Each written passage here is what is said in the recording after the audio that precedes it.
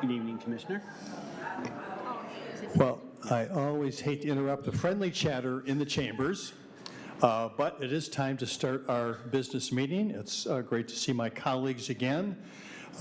Fairly empty chamber. We had a committee of the whole meeting at 5 o'clock and got a very good presentation about the proposal that's going to be on the ballot on August 4th for childcare millage. So if you have any interest, that's been taped and that'll be out there.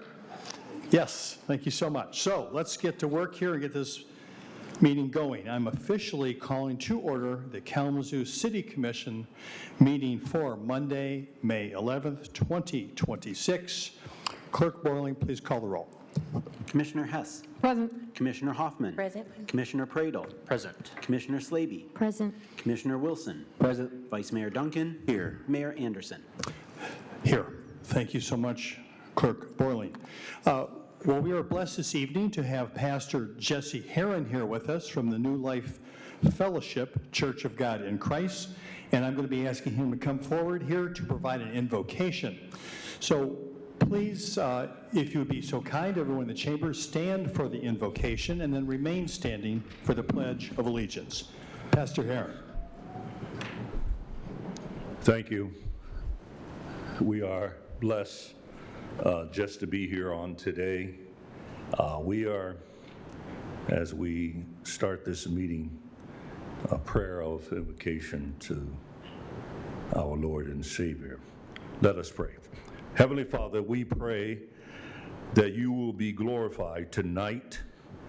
We thank you for our mayor and city manager, all those council members that are here today and staff, and even the community, that we see and understand how we are all connected tonight. Lord, give us an ear to listen and to consider one another. Give us, Lord, a way to work together, touch our hearts, Lord, guide our will in enhancing the lives of those that's in our community today. We pray for those that are vulnerable and marginalized in our community. Lord, empower us, touch our hearts, and Lord, strengthen our hands to lift each other in these times of uncertainty. We pray for wisdom, for strength, for courage to do what is right and good for all citizens of Kalamazoo. We thank you again, Lord, for this council and for our mayor and public officials. We thank you for our public safety and all the first responders and all those that's in our communities, leaders and individuals that help individuals that are marginalized to bring them up and to make Kalamazoo a better place. Father, we look to you now, that you will come in, oh God, that you would touch this meeting, guide us, lead us, bless us as we go forward in this meeting. Show us the way, Lord. We need you, Lord. Without you, we can do nothing. But guide us in this time, in this moment, as we go forward. In Jesus' name, amen. Amen. I pledge allegiance to the flag of the United States of America and to the republic for which it stands, one nation, under God, indivisible, with liberty and justice for all.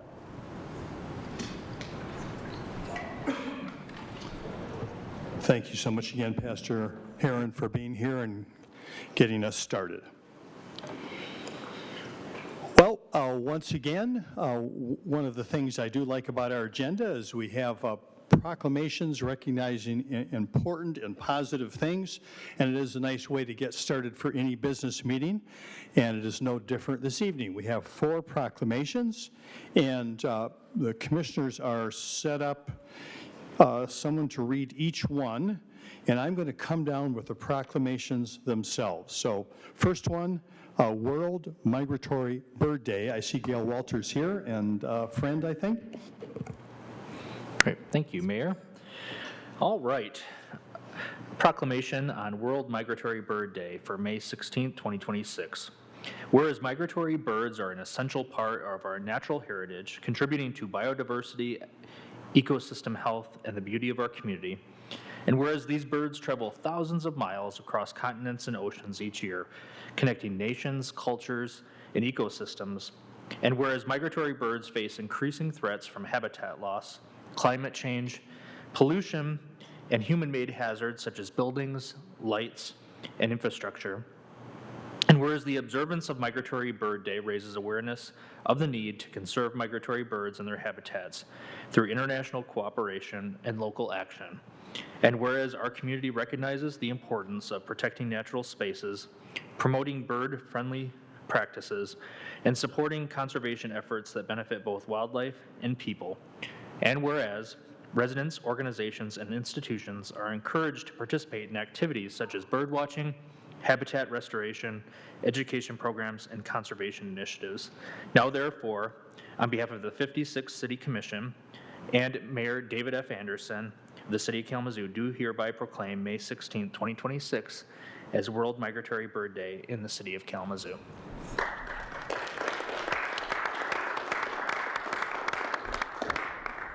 Thank you very much, Mr. Mayor and the rest of the City Commission, and we invite all of you and everyone in the community to join us on this coming Saturday, May 26th, down at Upjohn Park from 9 to 2 for our celebration of World Migratory Bird Day.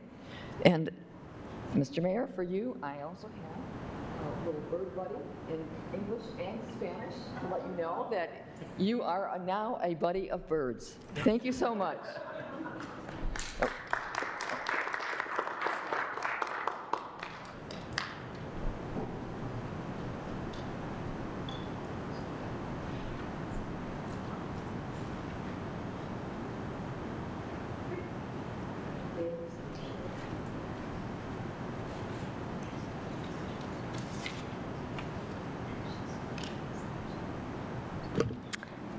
All right, we're going to move on to the next proclamation for Period Poverty Awareness Week, May 11th through the 17th, 2026.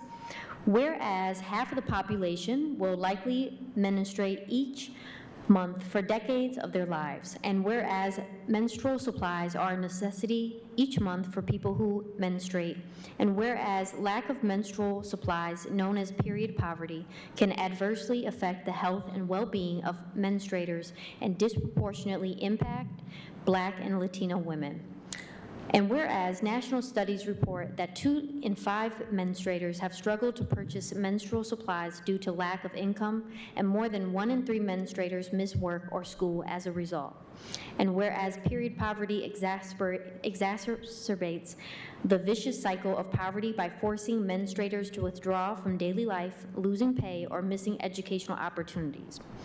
And whereas period poverty is a public health and health equity issue, and addressing access to period products for all people can lead to improved health for menstruators and economic opportunity for individuals and communities to thrive and reach their full potential. And whereas local, state, and federal entities can take action to address period poverty and ensure equitable access to period products by providing products in institutions such as prisons and jails, including menstrual products and public health benefits and poverty programs, and making products available in public restrooms, public schools, and homeless shelters. And whereas this week is designated to recognize the importance of addressing period poverty, to promote health equity across the city and ensure the health and well-being of all people who menstruate, to thank organizations committed to resolving this fundamental issue in our city, and to encourage Kalamazoo residents to donate to period supply banks, product drives, and organizations that collect and distribute period products for those struggling with period poverty. Now, therefore, on behalf of the 56th City Commission and David Anderson, Mayor of the City of Kalamazoo, do hereby proclaim May 11th through the 17th, 2026 as Period Poverty Awareness Week in Kalamazoo.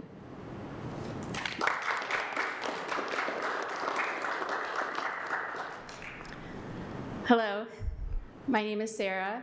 I work at Care Collective of Southwest Michigan, and I am here for your annual reminder that people have periods. And Care Collective is a basic needs bank, and we distribute free period products to young people, young adults, caregivers, and those who need it in our community. And I'm going to share with you 3 quick ways that you can support menstruators right now. The first is that you can advocate for free period products in the bathrooms where you work, where you go to church, where you hang out. Access to products helps those experiencing period poverty. It helps anyone who menstruates who is caught unprepared, and helps reduce stigma surrounding those products. The second thing you can do is you can follow Care Collective on social media or our newsletter to learn about the many ways that we have to get involved and support menstruators. You can volunteer, donate, and learn more on our social media. And the last thing you can do is actually the easiest one of all, is to keep talking about periods. That's why I'm here today, and the more that we talk about periods, the more we chip away at that stigma, and the easier it is for folks who need it, especially the youngest kiddos in our community who are starting to menstruate, the easier it makes it for them to ask for what they need. So thank you for having me.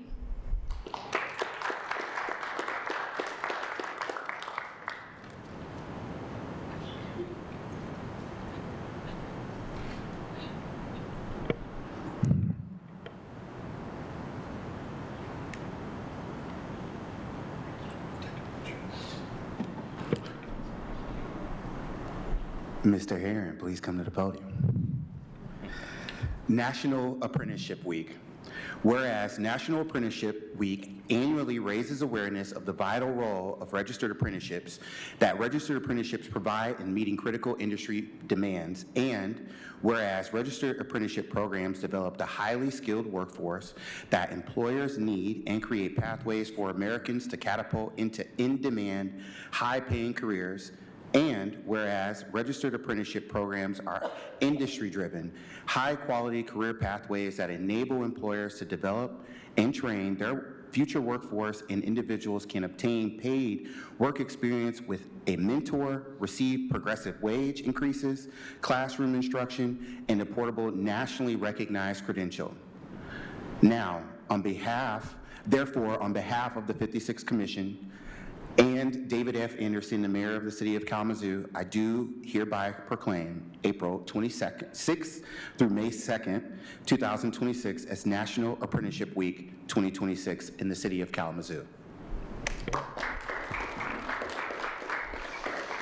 Hello, everybody. Good evening. My name is Jamar Heron. I'm the Apprenticeship Success Coordinator for Michigan Work Southwest, working with my brother Drew. I'd just like to thank you all for your support.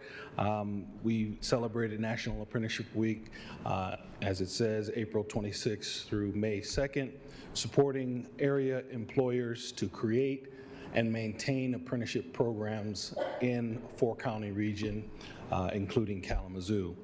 And we just take time to help those employers, and not only employers. As you know, Michigan works with many of our individuals in our community to find jobs. So we're putting those two together, and we're trying to create these strong career pathways for individuals looking for careers. So thank you.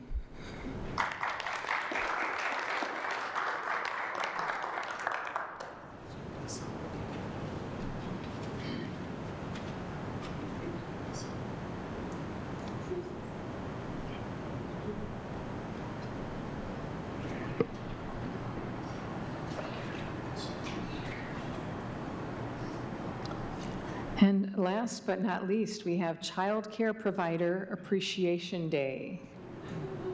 Who is here for the Childcare Provider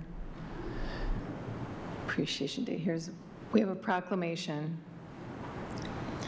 Whereas high-quality early childhood education is foundational to children's long-term health, social, emotional development, and academic achievement, and the dedicated professionals who deliver this care are among the most important contributors to our community's future.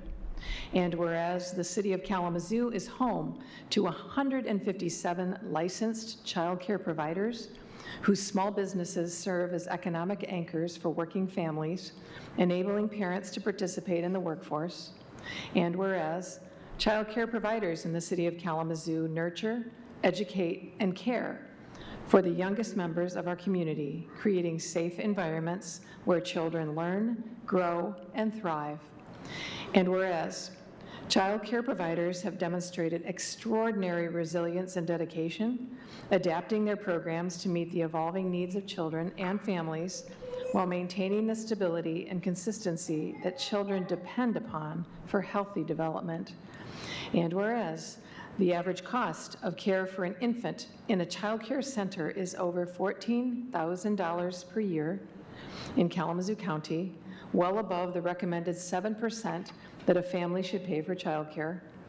And whereas low wages across child care industry and insufficient public investment have led to workforce shortages, declining quality in infant and toddler care, reduced capacity, and long waiting lists for families. And whereas the child care workforce, disproportionately composed of women, including Black, Brown, and Indigenous women, is among the lowest paid in the state, with average wages below $14.50 per hour, and under 1% of workers earn enough to support a typical family.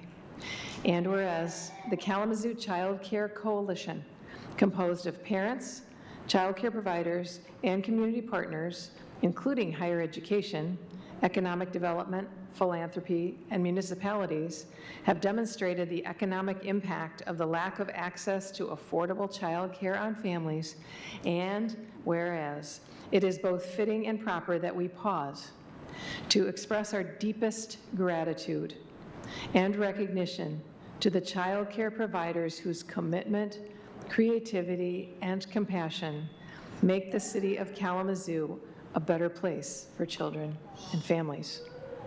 Now therefore, on behalf of the 56th City Commission and David F. Anderson, Mayor of the City of Kalamazoo, I do hereby proclaim May 8th as Childcare Provider Appreciation Day, and encourage all residents of the City of Kalamazoo to join in recognizing and honoring all child care providers whose work strengthens our community each and every day.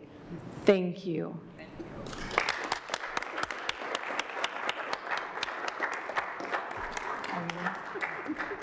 They always push me to the microphone, so I'll take care it. providers in the room too. Perfect. So the Childcare Provider Appreciation Day is always the Friday before Mother's Day, and the Monday after Mother's Day is the National Day Without Childcare.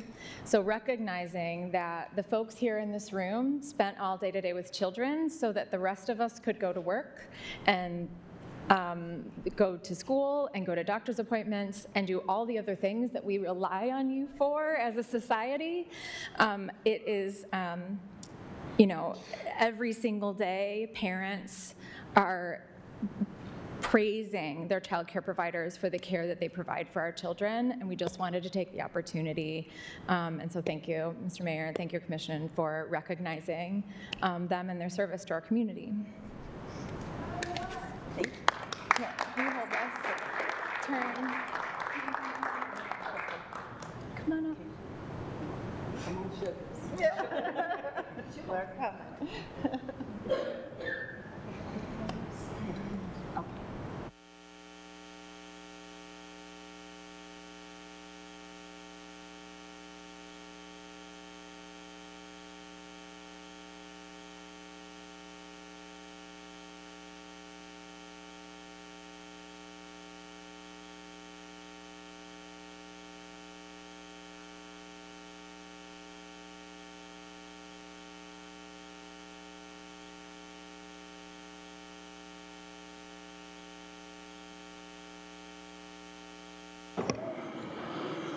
Once again, thank you so very much for everyone who took the effort, came down here, and made sure we were also aware of the important things going on in Kalamazoo and worldwide that we want to recognize here. Commissioners, we are down to C, the adoption of the formal agenda. Are there any items on the consent agenda that you would like to move, that you'd like to move to H, the regular agenda? Okay, seeing none, the agenda stands. Next, Communications, Manager Hankins. Thank you, Mayor. Just a couple of things. City of Kalamazoo is holding its Public Services Week and wanted to invite the public out to participate in the open houses that will take place on May 19th, Tuesday, May 19th, and Thursday, May 21st. And so this is the opportunity for residents to come out and learn more about the work that the Kalamazoo Public Services group does. They tour facilities, meet the public works staff, public services staff, and learn more about the maintenance, forestry, streets, and stormwater operations. So it's a great event. There will be food. So we invite everyone out to experience that. One other update. Bike Week in the City of Kalamazoo is May, and May is National Bike Month. And so the City of Kalamazoo is rolling out a variety of events to celebrate cycling. The 15th annual Kalamazoo Bike Week starts Saturday, May 9th, which already took place. This year's events takes place from 11 a.m. to 2 p.m. in the downtown mall. Just the bike rodeo the annual bike rodeo will also take place from 5 to 6:30 p.m. on May 13th. So this year's events for the bike rodeo will take place at a new location at the Kalamazoo Farmers Market. So, thank you. Thank you so much, Manager Hankins. We are now to item E on our agenda, which is public comments. This is an opportunity for anyone here in the chambers to comment on any item of their choosing. You'll have 4 minutes. Please state your name and whether you live in the city. Hi, I go by Kay. I don't even know where to start, but I'm going to start with the article for the two-way conversion from ancestral trails to two-way roads, how Kalamazoo streets keep changing with the times. It really feels like a cheap shot at romanticizing the history of Kalamazoo, the violent history of how this land was taken to build these roads. It did begin with natives who live here and their impact, which sounds like it would be central to this piece, given the title, but the passive language whitewashes indigenous people as people who came, and others came that turned trails into roads, completely ignoring the Removal Act of 1840 and the history of indigenous people. And I just want that to be kind of the gateway to just hearing what the proclamations today were. The World Migratory Bird Day, I heard about environmentalism, period poverty awareness. I heard about the ALICE statistics where it talks about how 67% of Black households are living paycheck to paycheck, and 50% of Latinx households are in the same boat. The things that people have to sacrifice to be able to pay their rent, which is over 30% of their income, sometimes is period products. National Apprenticeship Week. What if we put some of the money that was used for Arcadia from the ARPA funds, the $1.3 million for KDPS retention and recruitment bonuses into National Apprenticeship Week, so we could expand these programs for the youth. What about Childcare Provider Appreciation Day? We fall into the same categories as the ALICE statistics here. I want to put this into perspective because appreciation is important, but putting money into the programs and the people of this community is what matters most. Instead, the ARPA funds, which were supposed to be used for the most impacted community, was used to renovate Arcadia, which is now the catalyst for the arena. Without the infrastructure improvement under the Arcadia, I don't know if the arena would have been possible. And so I just really, I didn't know where to start today because as this government starts to collapse on the people, as gas prices increase, as we see the crises, y'all are not feeling it as Black and brown people, immigrants getting caught by ICE, kidnapped on the streets. That's coming to Kalamazoo. It's already in Grand Rapids. They're going to get a 4th facility in Grand Rapids. That is where our community goes to their appointments. They go to Detroit. Same thing in Detroit. We're getting the data centers all over Michigan is the big debate. While we have established Democrats fighting for the same things, fighting for the same optics, and the progressive liberals just feels like getting squashed, right? Talking about disruption. What do we have left? What are we going to have left in this community when we didn't put funds that were supposed to be used for the community towards Dunn House? Instead, Arcadia was fenced off the whole winter, and Chris Nuri froze in MLK Park, Martin Luther King Park, when that has been a shelter, and it has been known as a shelter for the unhoused. By the Notre Dame study that was done, it said that unhoused people, that was very vital to their survival, there was a part of their community, and still this city continues to ignore the people. And I just want to put the sense of urgency. That is all I want to do, because it is an urgent matter with Trump in office, with this administration, with all the politicians who are selling out to this establishment. Thank you. Is there anyone else?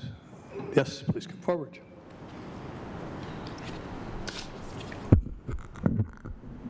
Caleb Leonard, resident of Kalamazoo.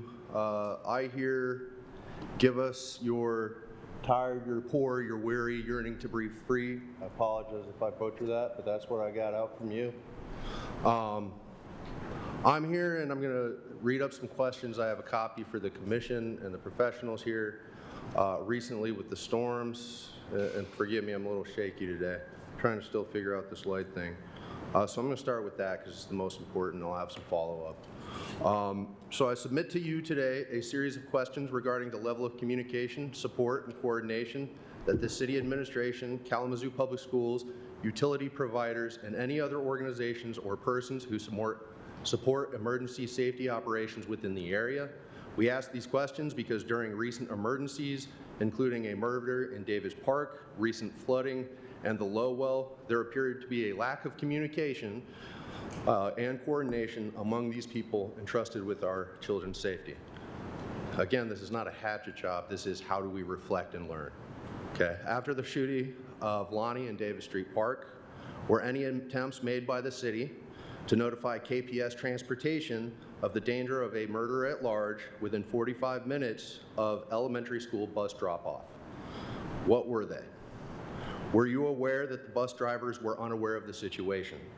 Were you aware that the parents were unaware of the situation? Did the city initiate or attempt to initiate coordination, referrals, for mental health services for the middle school children who just witnessed a murder? Were their non-city organizations contacted to provide these social supports? Moving on. During the recent microbursts, floodings, and other weather-related activities, were any attempts made by the city to notify KPS Transportation of the significant danger of downed power lines, falling trim lines, etc. at all to allow them to reroute buses? What were they? Was any communication with KPS able to be made due to their power and system outages that they experienced? Was any communication with Metro, the bus routes, able to be made due to their power and system outages? Was any communication, are you aware that both 911 dispatch and consumers' energy emergency lines were backlogged to over 30-minute wait times? Are you aware that at one point a downed line was reported and guarded by citizens, that 911 dispatch was told that consumers' energy was on the site when it was not? Neighbors had to flag down a fire truck after about an hour.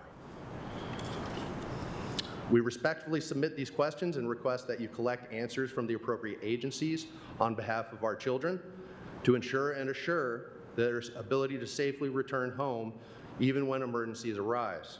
We realistically expect the city will act as our agent to coordinate between all these various agencies, even if it is not the city's direct area of responsibility. These scenarios and situations be discussed by the involved professionals. An appropriate review of the events be conducted. This review be used to guide specific and tangible corrections and improvements. These corrections and reviews ensure redundancy and effectiveness of cross-organization coordination during emergencies. This process be open and transparent to the public. The plans of action be communicated to parents and citizens. A presentation providing an assessment of these questions, requests for clarifications, answers as practicable, a timeline providing answers to the remainder. So we seek the following motion today. I move that within the next 2 business days, this council selects a member or members to work with the appropriate civil servants to address the questions and expectations outlined in the letter submitted by Mr. Leonard. Thank you. Next, please.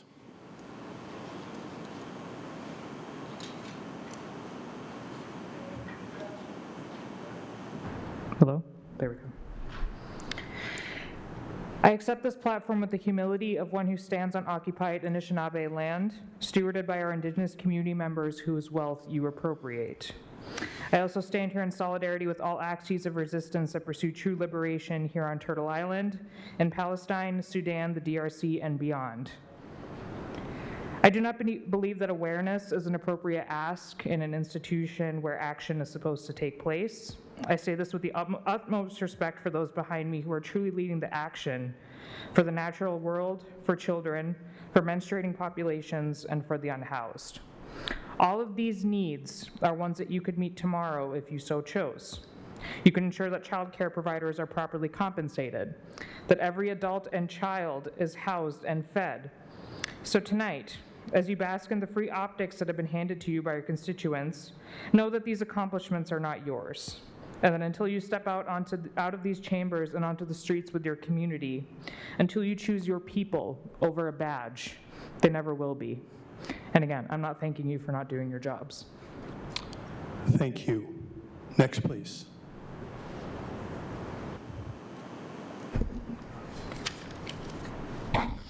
Hi, everyone. Again, my name is Tina McClinton, and I live in the lovely Southtown neighborhood, the south side of town, you know, the neighborhood that always floods. This time, normally after 1.38 inches of rain, we normally flood. The storm drains flood out the streets and then back up the sewers, the storm sewers. What I kind of find kind of strange is with this last rain, we got 4 or more inches of rain. We were able to get home, but a part of the north side flooding, no ponds, no water over there, and you declared a state of emergency, and you are already fixing the problem. So why can't you fix the problem on the south side of town, in my neighborhood? And the issues that flood our streets out has been happening for over 8 years, 2 to 3 times a year. You shouldn't be able to build anything in my neighborhood until you fix this problem, because every time you build, you flood us more. Every time you take away a tree, it doesn't help us. Every time you take away a piece of green space, I don't care if it's just grass, it doesn't help us. It hurts us more and more every single time. All we want is dry streets like the rest of the neighborhoods have. We want to be able to get home when it rains like all of you do. We don't want to have to try to find somewhere to go or go through 4 feet of flood water that might have sewage in it to try to get home. This has got to be unhealthy for anybody. So please, stop building in my neighborhood until you fix this problem. Stop taking away natural spaces, trees, mature trees. We are in a severe climate change, and flooding will get worse and worse. It's time now. As the rain falls, trees reduce water runoff like a canopy. Large trees can absorb 80 to 100 gallons of water a day. Why would you keep destroying trees? Your little trees don't absorb that much water. And why is there a big crane on Bank and Lake Street drilling down to the groundwater today? They are taking a lot of water out. It would be nice to be informed on what's going on in our neighborhood, to even have an idea of what's happening. Don't have a clue. I doubt if it's something to fix something. It's probably something because you're going to build there, and you got to make it better so you can build. Bring back public call-ins so every neighborhood has a chance to speak. For some people can't get here. They're older, they don't have a car, they're disabled. If they could just call and voice their concerns, that would be so important to them, and everybody would have a voice again. And another thing, the Portage Road diet, that's a joke. Traffic is so backed up. Go through there when the school is letting out. You can't even go down the street. You got cars turning in, you got cars waiting to turn out. You got one lane, but you got cars sitting in them, so you're just stuck there. And rent is too high. As much crime goes on in Kalamazoo and all the stuff that's not working right, and you charge that much for people for rent, no wonder nobody has a home to live in. They can't afford it. This is pictures. I didn't flood in my basement, but this is pictures of the iron that I promised you the last time I came that shows how the iron came up in my sub pump, and my neighbor had to clean it out to get the sub pump back working. This also shows you what it looked like. Thank you. Next, please.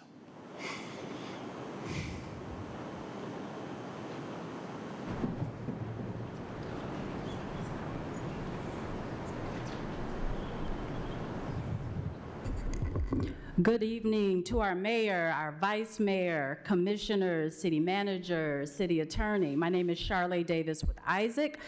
I want to first start by thanking Manager Hankins and his wife and his family for again making time for neighborhood and community meet and greets. This month, our Urban Alliance family hosted, and then also our Kalamazoo Junior Girls organization hosted. They provided their location for our immigrant family members.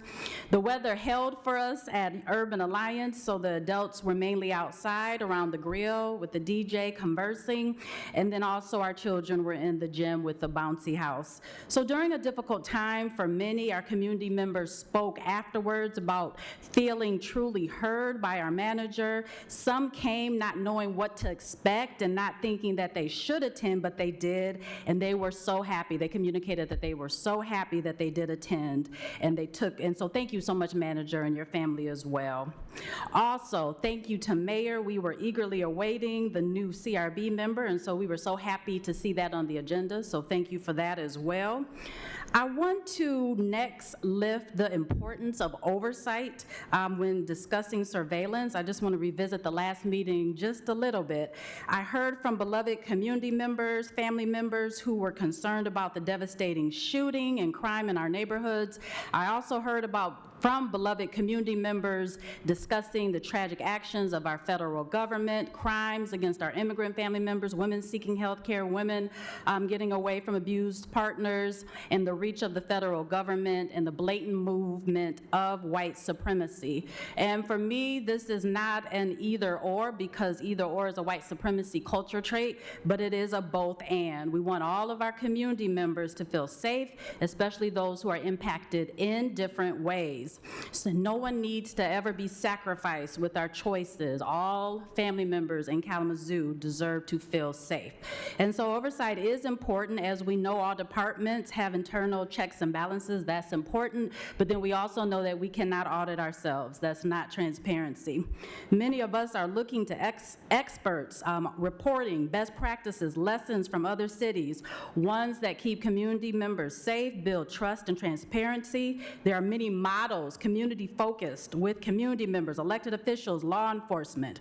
And we are also learning the importance of practices and written policies, and we look forward to sharing more on this later. I want to remind you all as well, and I know you know this, but we're seeing the federal actions that continue to put our community in danger, especially those who are impacted. So again, it's my hope that we shift to preparation and not be only reactive. We see, going on another note here, we see what's happening in the South with voting rights. It's time to prepare up here up north as well for what's ahead of us. Lastly, last meeting, a wonderful board was lifted, a city board. There are awesome community members and staff members who are on these city boards, so I want to just honor them. I want to ask too from you all before me that you please lean into equitable conversations about shared power and decision-making with our city boards. That's not something that just happens, but it has to happen intentionally. It has to come together and be drafted together collaboratively, and then you have to keep it up ongoing as well. And so what we do want is that whatever the purpose is for the city board, whatever board it is, that that is achieved in an equitable way so that community members definitely trust what's coming out of the boards. And again, a special thank you to the city board members, community members, and staff as well. Thank you. Is there anyone else in the chambers?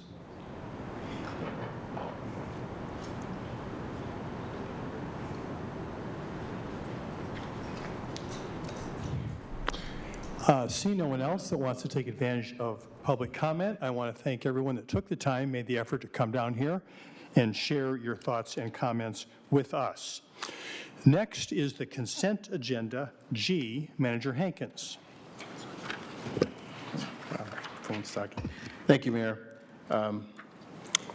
For consideration and approval, items G1, approval of contract extension with K&B Asphalt for crack, seal, and city streets in the amount of $116,910. Item 2, approval of a contract supplemental and change order with Corby Energy Services, Inc. for sanitary sewer lining in support of wastewater's asset management plan in the amount of $216,796.30.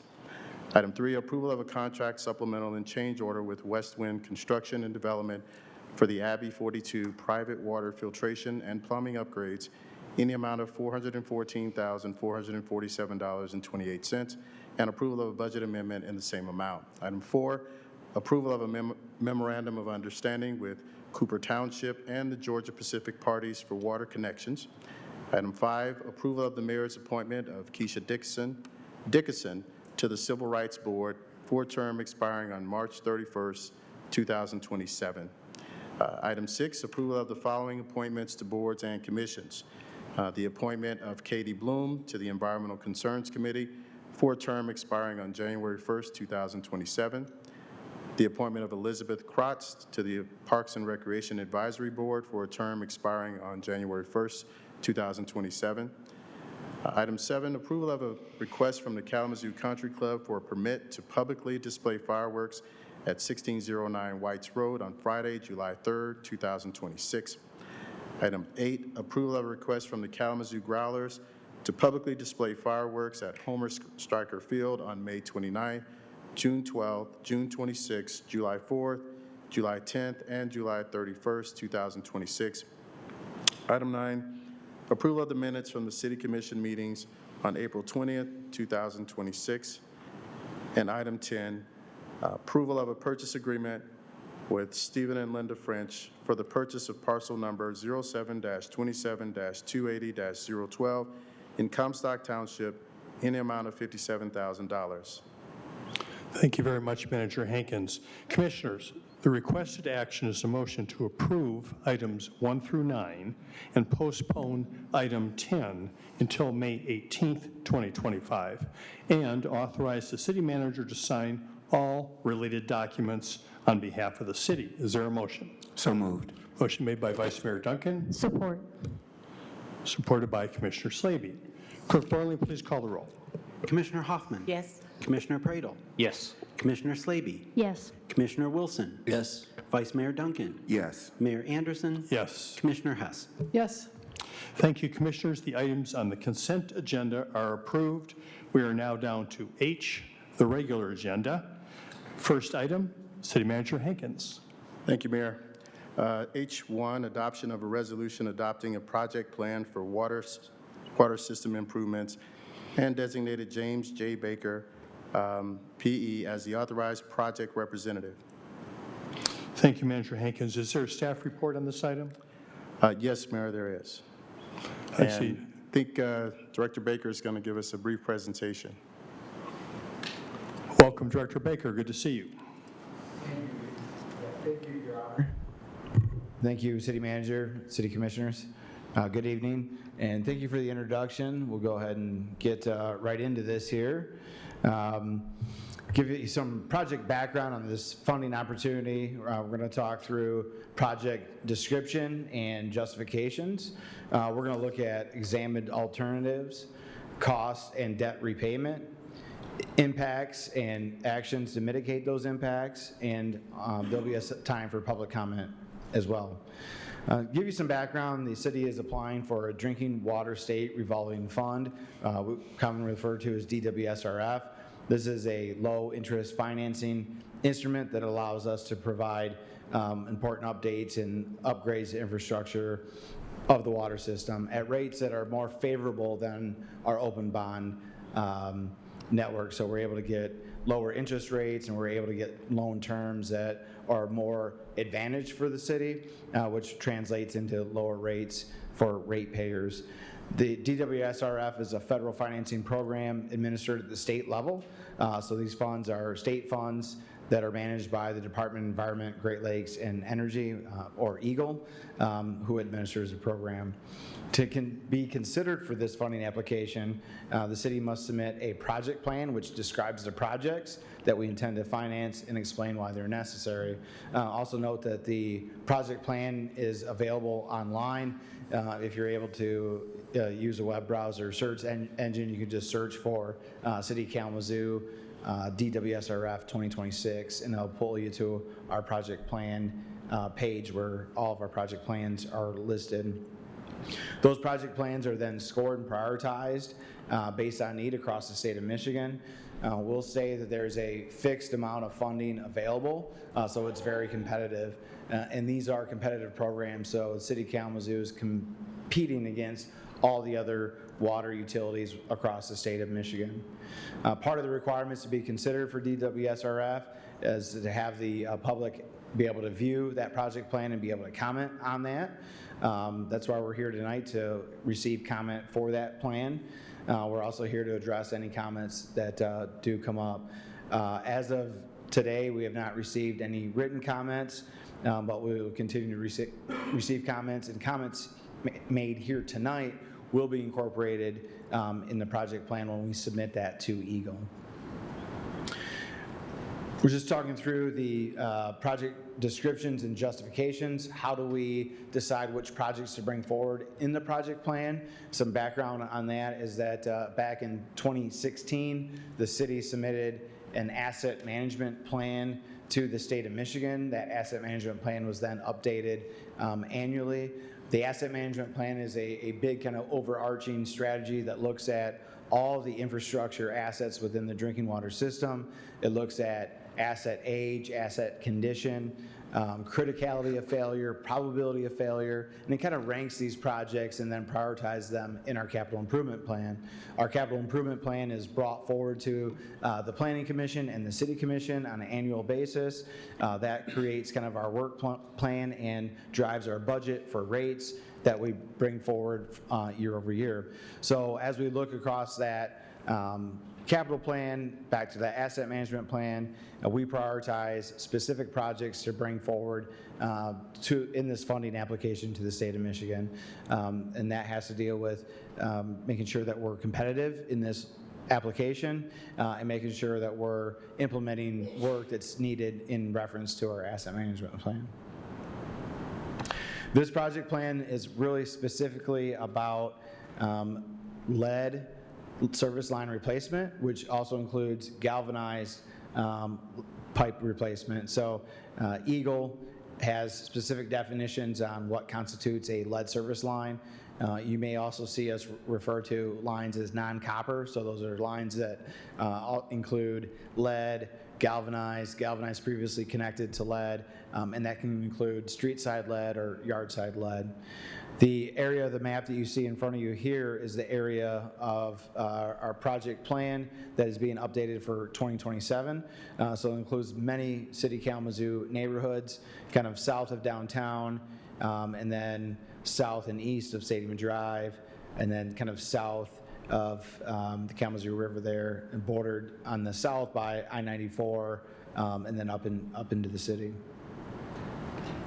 In terms of examined alternatives, the project plan requires us to look at what potential alternatives could be incorporated and compared to the project that's selected. So one of those is no action. We don't think that's a viable option. You know, we would refer to the state lead and copper rule, which requires us to remove all lead service lines that are in the ground. So this is work that needs to happen, and we don't think that no action is a viable alternative for this. We also looked at regionalization as an alternative. However, we already are the regional provider of providing water to 11 surrounding jurisdictions, and the action of creating a regional utility, which we already are one, that still does not address the issue to have individual lead service lines to individual homes. So it still needs that work to happen. In terms of cost, we have kind of a present worth analysis that compares future cost for all the alternatives. Again, we're really only looking at two comparisons here. We're looking at replacing the lead service lines or not replacing the lead service lines. So this is kind of a moot point here in that we still recommend moving forward with the project. There's also an environmental evaluation that has to be conducted on each project alternative. So when we look at mitigating those impacts, we're really looking at utilizing construction methods, means and methods that would reduce the impact environmentally on that work. And we've got a lot of good experience with this, so to kind of describe that process, the majority of all lead service line replacements are completed without major excavation in the front yard. So we dig a small hole in the street over where the water main is. We dig a small hole, usually in the sidewalk, where that curb box is at, and then we go inside the home, pull the meter, connect a pulling device to that lead line, and then we actually pull that lead line out and we spool in new copper inside. So that copper pipe's connected to the lead pipe that we're pulling out. And as we're pulling that out, we're pulling in new copper. So this technique was something that city crews have been doing here since the 1990s. That was also something that city crews learned together with crews from Lansing. The Lansing Board of Water and Light uses that same technology as they did their work. Cost for the project and debt repayment. Just to talk overall about how this project would impact rates.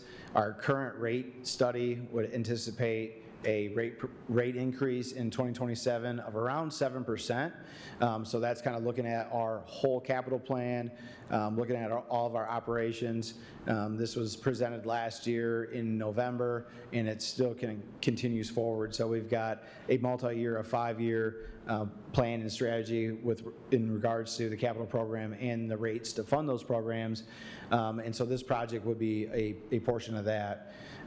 Depending on where we come in on the grant, what the principal forgiveness may or may not be, or what that final interest rate is, would impact the actual final amount of the debt repayment. The scope of the project is about $19 million, so that's what our ask is, that's what our funding application is for. If we took that $19 million and we applied it to a 20-year loan with a 3% interest rate, the cost for that specific work would be about $1.55 per residential equivalent unit per month, or about $4.65 per residential equivalent unit per quarter. So REU is just another way of saying a household. It's utilized terminology in accordance with this funding application. So we use the REU to kind of compare apples to apples. The actual impact to a household will be based on your metered volume. And again, this is not a rate recommendation. This is just providing some concept of how a $19 million lead service line replacement project would impact ratepayers across Kalamazoo. It's important to note that we don't charge individual households for that lead service line replacement. Lead service line replacement costs about $10,000. We don't give a bill to that household for $10,000. That work is covered by the utility, and that work is supported across those 11 municipalities. And programs such as this really help to leverage this work and these funding opportunities to continue to accelerate our progress. Looking now at some larger issues of environmental, public health, and other impacts. So we're looking at impacts across an entire project and how we may mitigate those. Some of these may apply to the project, some do not. As you kind of go through this list here, there's a lot of things that may not be specific to just replacing lead service lines. There is still a requirement for us to go through this and make sure we're mitigating those impacts. I can just look at a few of them and kind of lift those up. Endangered species, for example, we'll reference the Indiana brown bat and our work that we do with trees. So if there are tree removals, those tree removals have to be scheduled in accordance with the schedules outlined to protect the Indiana brown bat. So that's an example of something that we're doing to mitigate any environmental impacts. All this work will have to go through historical review and environmental reviews. So those project areas that were referenced will be studied to make sure that we're not going to impact any cultural, social, impactful things as we're doing that work, that lead service line replacement work. Continuing along the discussion of impacts and mitigation. Now this is specific to the construction itself. So during construction, you'll see some impacts to traffic. We're doing a project very similar to this. We're in Edison neighborhood right now doing this work. So we're doing a lot of these things. Right now you see impacts to construction, traffic patterns. We are putting up soil erosion prevention. Your individual home, when we come to do the work, we're there between 6 and 8 hours, so it's about a full day. And during that time period, you will have no access to water, at least from your city water. So that's something that we do schedule with homeowners. And we ask that you use a filter before and after that help protect you and your family from any particulate that could get dislodged when we're changing those services out. That's my last slide. I'll introduce back over to you, Your Honor, and we'll open the floor for public comment. Thank you again, Director Baker. Commissioners, questions about this plan and request to apply for this source of funding? Commissioner Slaby. Thank you, thorough as always. I just had, I know that we've had, you know, some considerations about how we market this and do the outreach to residents and also create that feedback loop. So if something does come up, they're able to provide that feedback to the team for you guys to promptly respond back to. And, you know, there's been hiccups, you know, along the way with any given project. Could you tell a little bit, explain a little bit more about like the focus on outreach for this next phase, and, you know, how are we thinking about language access? I know we've done some partnerships with Town Square Media in the past around interpretation. Are we going to continue that with this, and maybe some lessons we've learned along the way that we'll incorporate this time around? Thank you, Commissioner. Those are certainly great questions. Just to jump right into it, as we look to increase our footprint in the neighborhood, and we're really starting to pick up this work, there'll be letters that go out. In those letters, we'll make sure that we're providing access to you know, folks that may have other than English language, so they're able to communicate with folks. Those letters will go out that reference the work's coming up. We'll identify the contractor and notify the resident that a contractor will be reaching out as well.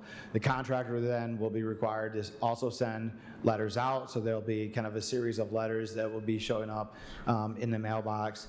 Once that occurs, we'll also be doing door-to-door, what we call door hangers for folks to really raise awareness for the project. The project contractor will be required to have a scheduler, so that somebody that works on the contractor's side that is really just focusing on connecting families to appointments and being able to work with families to make sure that they have access to that, those resources.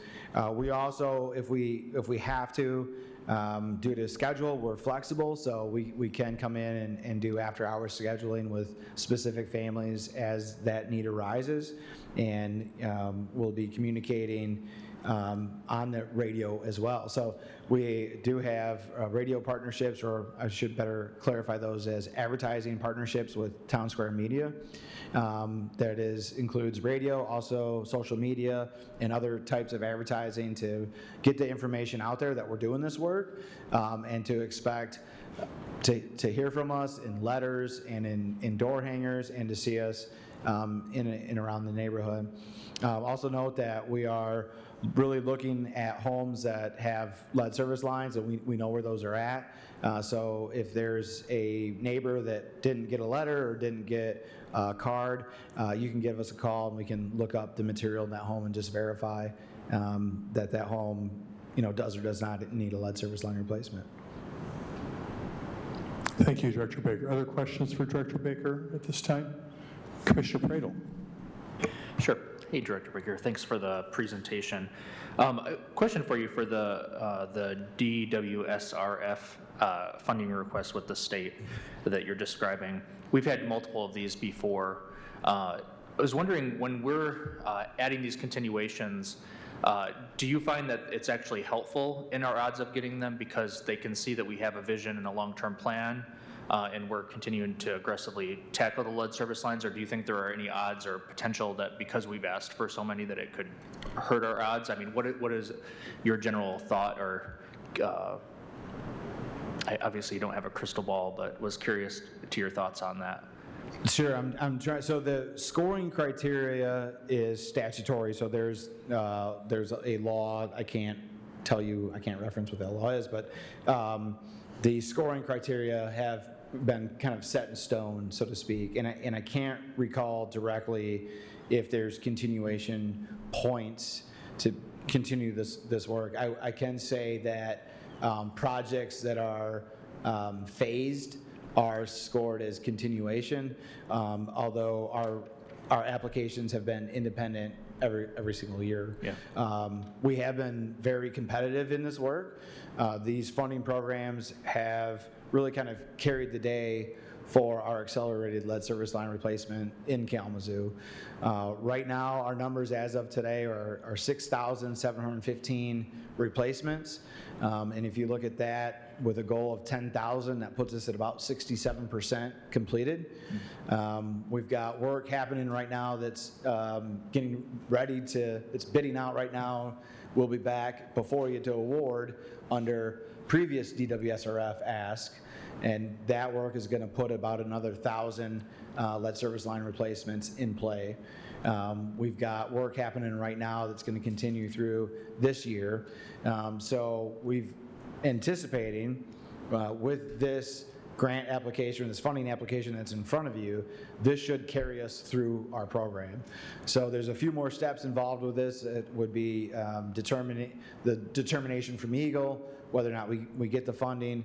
That would come in the intended use plan in late summer to September. We'll know when we come forward for your water rate recommendations, usually in November, where this project sits. This would then bid out next year, an award, and probably take about 2 years to complete out. So if everything goes as planned, somewhere between 2029 and 2030, City of Kalamazoo should, at that point, be completed with all lead service line replacements. It's amazing. You are so good at answering these questions. You're already answering some of the questions I had for you, which, I mean, one of the things I wanted to make sure to mention and applaud you and your team is you talked about, $4.65 per quarter just for this segment to be done on a typical bill. And this is not the first time we've requested one of these grants that the bond rates would be significantly less than what we could get at market, and in some cases could be forgiven completely. And so when you add all these up that we've had over the years, I mean, that is a significant savings to ratepayers in the community, and it shows that we're not only great stewards, but we're trying to do our best to avoid any more significant increase, because we know that it's already been a strain on folks. So thank you for that work and those efforts to do that. Question for you: you would mention that there are about 1,900 lines with this segment. With those 1,900 lines, have those already been identified? I know in a number of the neighborhoods that you mentioned, so Millwood, Southwest Nidge, Oakwood, Winchell, West Main neighborhoods, in a number of those neighborhoods, it's not just across the board, every single home is lead service line or non-copper. So I know in Millwood, a couple years ago, they were out assessing each home on a home-by-home basis. So are all of these 1,900 homes already identified and as for sure lead locations? That's correct. And in my response to this, I want to lift up and congratulate our Assistant City Engineer for Water, Anna Crandall.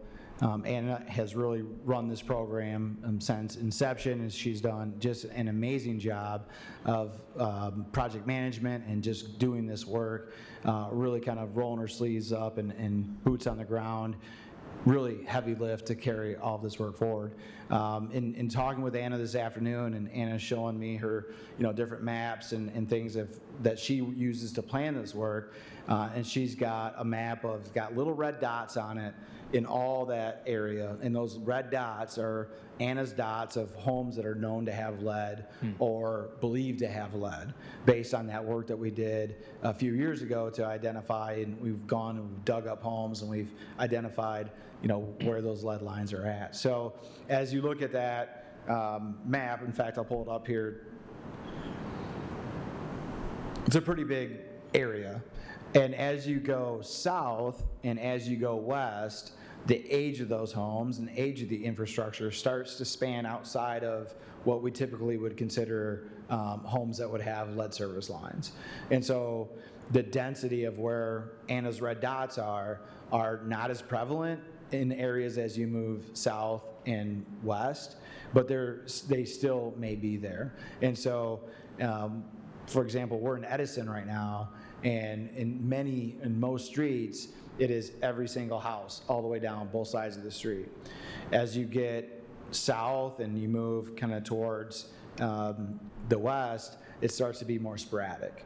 And there may be one on a street or two on a street or something, but the densities are much less.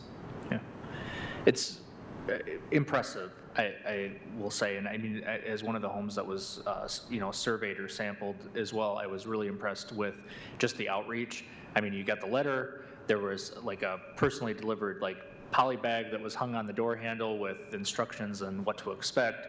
And it's a little intimidating to have somebody, come and say, hey, we're checking for potential lead in your home and whatnot. But, I think there's always room to grow, but I was quite impressed. Wanted to also just make sure to emphasize and clarify as well, so I listed off those neighborhoods that this portion would cover, but just to make sure the public understands, this isn't prioritized neighborhoods or anything. There have been a number of neighborhoods that have been tackled. Even you mentioned that we're currently working in Edison right now, but we've already tackled East Side, North Side as well, correct? That's correct. We have completed all lead service line replacement in East Side, Eastwood, Parchment, Northwood, North Side, West Douglas, and Fairmont neighborhoods. We are right now in Edison, and will continue to be in Edison this year. So if you've got an interest to look at where we've gone and the work we've done, we have a webpage dedicated to lead service and lead service line replacements and just our lead program in general. You can look up your house, what material you have at your house, and then there's a track progress page or a drop down on that page that shows a map and actually shows all the little dots of completed homes. And so we can kind of get down to the address of, yep, my home was done, and tells you what year. Oh, it was done in 2022. And so you can kind of see that progress of all that work we've done over time. We started based on blood lead levels of children. We worked with the local health department and said, across all Kalamazoo, across all these zip codes, where are the blood lead levels the highest? And the information that we received at that time was that they were the highest in East Side and Eastwood in Kalamazoo Township. And then the numbers kind of declined going towards the west. And so for us, we said, okay, let's start in East Side and Eastwood and then move to the west and move south. And we just continue to follow that, that progress. And again, just to give, I share this each time this comes up, but we had the federal administration here to celebrate our 5,000th lead service line, which felt like it was not that long ago.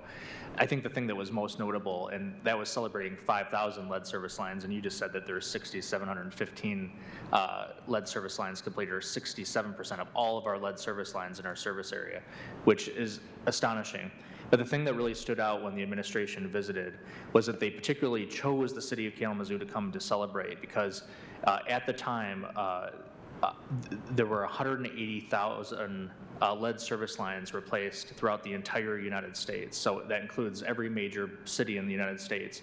And 5,000 of those were in the city of Kalamazoo. I mean, that's quite astonishing for our size, definitely punching above our weight. So thank you for that. And then not to mention, I mean, when you add this $19 million, I don't have the exact number, but I suspect it's got to be hovering close to or above $100 million invested in our community remove lead service lines, and we have stuck with it every step of the way. So thank you for those efforts, and I'm grateful that we've been able to do this at such an expedited level. It seems like your team continues to exceed the target timelines to complete this work, which shows how motivated and passionate your team is about doing this.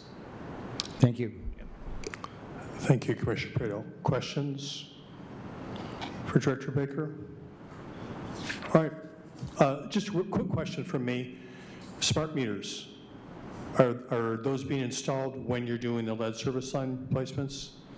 Yes, sir, great point. That's kind of shifting gears, talking about smart meters.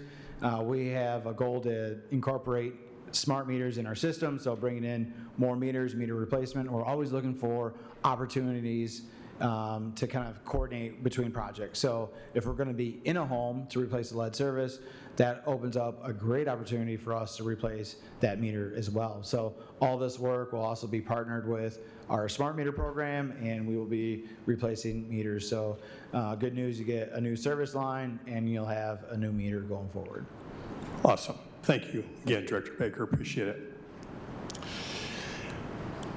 Is there anyone here in the chambers who would like to comment on this item? That's item H1. If so, please come forward to the podium, give us your name, and whether you live in the city, you'll have 3 minutes. Seeing no one, Commissioners, the recommended action is a motion to adopt the resolution. Is there a motion? Motion. Seconded. Motion made by Commissioner Slaby, supported by Vice Mayor Duncan. Any further discussion, Commissioners? Seeing none, I just do want to make a comment. I want to follow up a little bit on Commissioner Pradle's thoughts, but fortunately or unfortunately, I'm not sure how you would categorize it, but for example, when you have a campaign you run for the City Commission, sometimes the biggest thing you talk about isn't water lines necessarily, it's other things. But I just want to remind all of us that, however, providing safe water is one of the most important things and our most serious responsibilities that we do for each other here in this community, and not just the city of Kalamazoo. We serve thousands and thousands and thousands more households than just in the city of Kalamazoo. And it is, I think it's just very important to me when we talk in terms of equity as well, that we are looking at the fact that it is our older neighborhoods, talking about Edison, that's where these lines were installed. And so the work is making sure that everybody, no matter where they live, still does not have to have a concern about the quality of the water that comes into their house. And that's not something you just snap your fingers and do. That's something that requires all kinds of planning. I know Anna has been deep into this, amazing person here at the city. undertaking this huge thing that 20, 30 years ago was not even on our radar. We didn't even contemplate that this was going to be something we're going to be doing. And suddenly, engineering, determining very efficient ways to install this copper, and finding ways to finance it, and continuing to do it year in and year out. I mean, to me, this is some of the best it can be as it relates to local government and local public services. The recommended action is the motion. Oh, we already did that, so discussion's over. Clerk Borland, please call the roll. Commissioner Pradle? Yes. Commissioner Slaby? Yes. Commissioner Wilson? Yes. Vice Mayor Duncan? Yes. Mayor Anderson? Yes. Commissioner Hess? Yes. Commissioner Hoffman? Yes.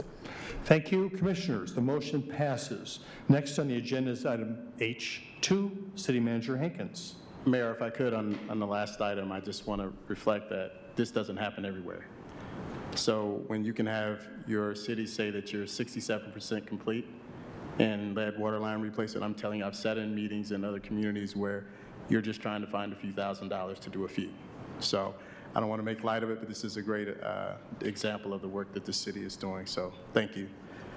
Item H2, adoption of a resolution approving contract number 265078 with the Michigan Department of Transportation for the 4 to 3 lane conversion of Portage Street with bike lanes from Cork Street to Stockbridge Avenue in the amount of $1,039,402, which includes $75,000 in federal grants and a city share of $289,402. Thank you, Manager Hankins. Is there a staff report on this item? There's actually a brief presentation from a person you're familiar with.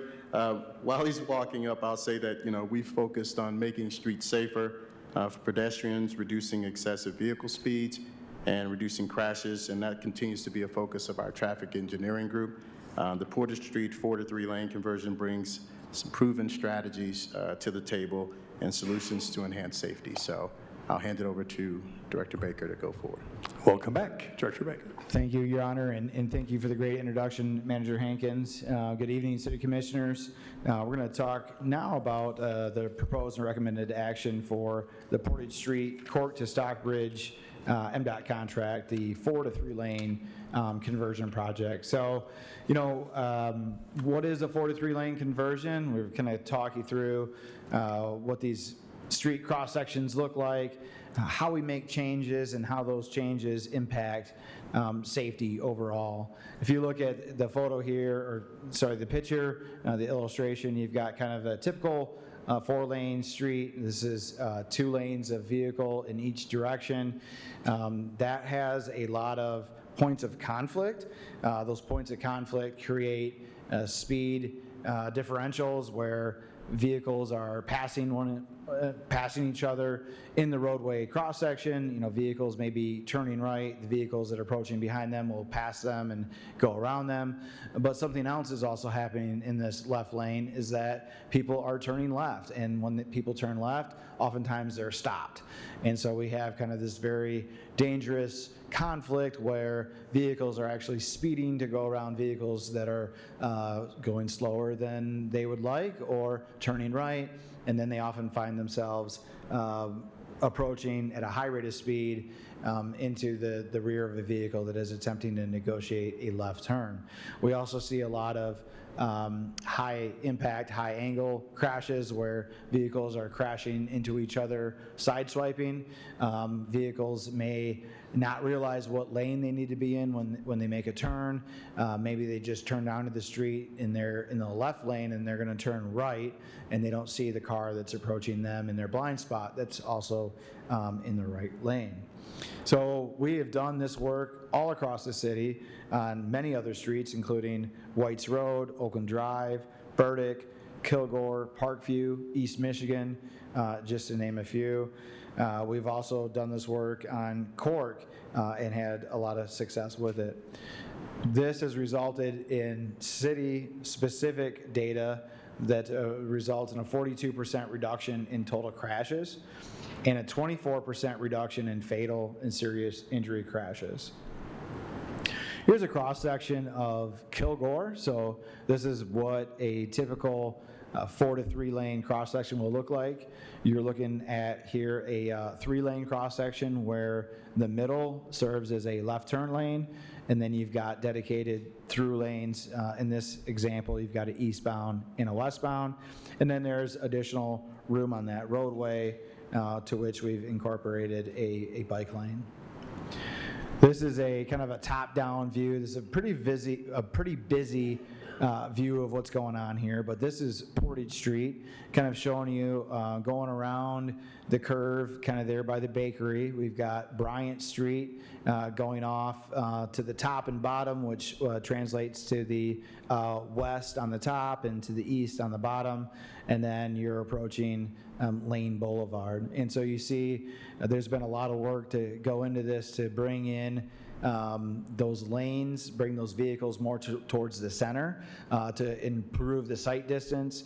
I know folks that have shopped in this area or folks that have driven in this area, they're trying to turn out from some of these side streets, have a really hard time seeing around that curve, or vehicles are kind of hiding behind buildings. So the engineers did a lot of work to increase sight distance in and around these areas. This project also incorporates pedestrian refuge islands, so there'll be pedestrian refuge islands very similar to this. This is one that's in Parkview. These will be set up nearly every one of those cross streets, including cross streets near bus stops, businesses, and neighborhood destinations. So this is a huge impact. We've heard before from community members that, trying to get across some of these busy roads where we've got 4 lanes of traffic, we've got cars in multiple lanes. We've heard that referenced to like Frogger trying to get across the street. And so this really helps to clean that up. It helps to eliminate all those points of conflict. It gives pedestrians the ability to negotiate 1 lane of traffic at a time. Also bringing in those those push button activated rapid flashing beacons, also with lighting. So the lighting will be part of this project, where we're enhancing lighting at these crosswalks and lighting at bus stops as well. Just want to highlight some community engagement that we've been working on prior to this project, going back to last December. We've also had a presence online and with social media, which has resulted in hundreds of comments and reactions. So happy to take any questions and kind of jump into this here, and we'll turn it back over to you, Your Honor. Thank you again, Director Baker. Questions for Director Baker on this item? Yes, Commissioner Wilson. Thanks, Mayor. Thanks, Director Baker. So I was personally impacted by the 2023 Whites Road project. Great project. It's improved our neighborhood significantly on that street. But during the construction, it was kind of annoying to get home, I'll be honest. Now, considering that there's some commercial properties, and businesses on this segment that we're going to be working on here, do we have any sort of plans for, I guess, making sure that there isn't much disruption to those businesses? Yes, thank you, and thank you for this. It's a great question, an important highlight of the type of work. So going back to that Whites Road project that we did a few years ago, and then also that Westnedge project that was very, very impactful to businesses, that was very impactful to traffic, very impactful for homeowners and property owners that live there. Both of those projects were water main projects where we had to dig very deep and replace water main. So Westnedge involved us digging right down the middle of Westnedge and kind of cutting off access to all sides in a total closure for a very long distance in an area that didn't really have adequate detours. Very similar story with Whites Road. We dug a giant hole probably in the middle or the front of your house, and there was no access around it. We were on Whites, we were flipping cars to the other side, and so we were running 2-way of the traffic on one side, and then we had that huge hole on the other side. This project doesn't involve any of the deep excavation. So this project is not a water main project. It's not a sewer project. It's just kind of the road surface. So our plan with this project really is to do most of this work under traffic. So we're going to allow all the traffic movements. We're just going to shift folks around. So there'll be cones and things out there to move the traffic to one side or the other. There are several businesses. There's a grocery store, so we are very keyed into that. Our engineers are talking to folks and make sure that we're maintaining access to those properties. So we're going to be reaching out certainly to those businesses, making sure that we can get trucks in and out, make sure that we're able to do the work and make sure that we're able to let everybody know that you can continue to go to those businesses and continue to access that. All being said, this project is completely different in scope than what we saw on Whites and Westnedge. All right, thank you. Could I ask you other questions? Vice Mayor Duncan? Thank you. You know how I feel about the bike lanes. So what is the possibility of us looking at this project and, again, taking the bike lanes out of the street and possibly, doing a dual sidewalk or extending the sidewalk? So this project, as it sits right now, is already designed, it's already bid. We've got a contractor ready to go, so we're kind of ready to move on this street, on this cross-section. We've got a lot of confidence in this cross-section. It's proven. It's worked very well all throughout a lot of those other streets. A lot of care was given to pull the alignments together so that we could improve sight distance. And it does provide connectivity to existing bike lanes that are on Portage to the north. So from Stockbridge going north, we've got bike lanes, and we also have bike intersecting with some trail areas. That all being said, there continues to be opportunities for off-street bike facilities in this corridor, kind of picking up where we left off.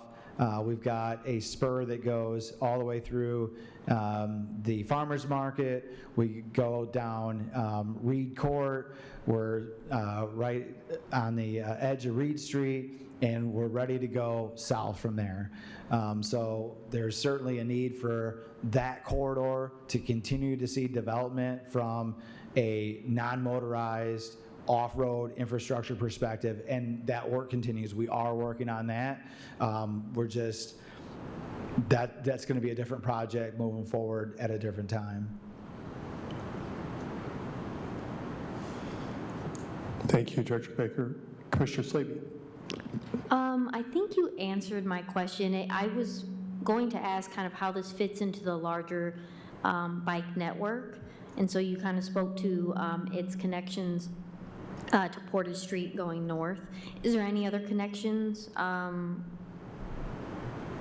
Certainly. So the bike connections, as we're navigating that Portage Street corridor, when we get to Reed, a bicyclist could kind of go off on Reed, and then from Reed could intercept that off-road bike network that I talked about. Following Portage up to Stockbridge, where we pick back up on bike lanes again, those bike lanes will carry you all the way up to Pitcher, all the way to Ransom Street. So there's a lot of connectivity there. As you pass that route, you're passing off several KVRT connections, KVRT downtown connector. There's a connector right now that, depending on where you're going, let's say from Pitcher Portage Split, you can get on a connector that takes you up through Harrison on a paved trail. There's a connector that takes you down through Bronson's campus, down KVCC's campus. What about when it gets to Cork? What does that look like? Sure. When it gets to Cork, we've got east-west routes on Cork that will take you each direction. We also have the ability there's a bit of a gap, but we've got a project we're working on right now that will bring you forward in 2027 that provides westbound bike lanes on Cork that will connect you to Whites. And from Whites, those bike lanes will connect you to Oakland. They'll also connect you to Parkview.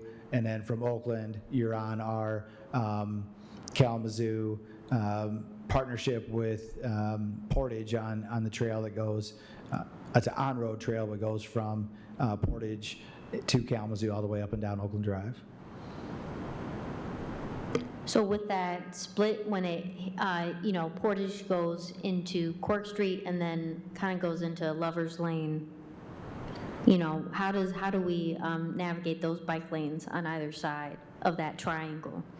Sure. So this will bring you right to that triangle, and then you'll have bike facilities to bring from Portage, then west, then south again on Lover's Lane. So that's certainly an option there. When our Cork Street project's done, you'll have the ability to go west on Cork, all the way to Oakland if you desire, and continue west even on Parkview if you want to continue to go that way. Certainly, as we connect the route, there's more connections available on the route. You all set, Commissioner Sibby? Other questions, Commissioner Praedel? Director Baker, I'm very, very excited about this. Just long overdue, and I feel very confident that there will be lives saved. Not that other road projects haven't been important and could impact safety, but I mean, I have seen scenes where people have been struck. I know there have been children hit on bikes. Even on 4th of July last year, there was a person on a moped who was struck right around like Stockbridge area. And so this is going to make a huge difference. I know there are going to be some people who complain, and we'll talk about how it's more congested, but I mean, no offense, that's kind of the point. At the end of the day, this is going to slow people down, and this is going to save lives.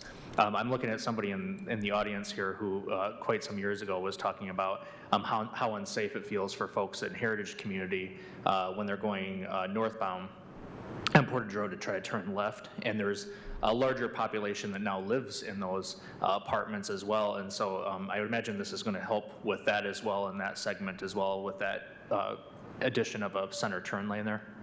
That's correct. You're referencing the intersection with Miller Drive, and that will be within this project area. Yeah. I'm just thinking through in my head, I mean, the areas, so Heritage Community is going to be huge. Bryant Lane Avenue, though there's a curve to Portage Road there that is incredibly dangerous. Many people are trying to make left-hand turns there.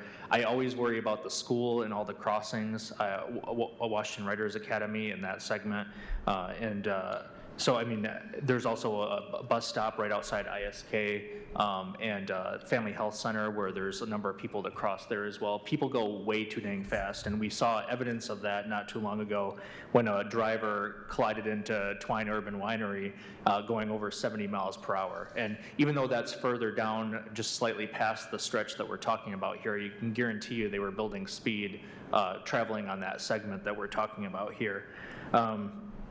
I was wondering if you could also talk a little bit about, so this is not going to be a full typical repaving or, like you said, digging up all the utility guts underneath, so it's described as a crack, fill, and fog seal project. Can you describe a little bit about what that looks like and how that is done?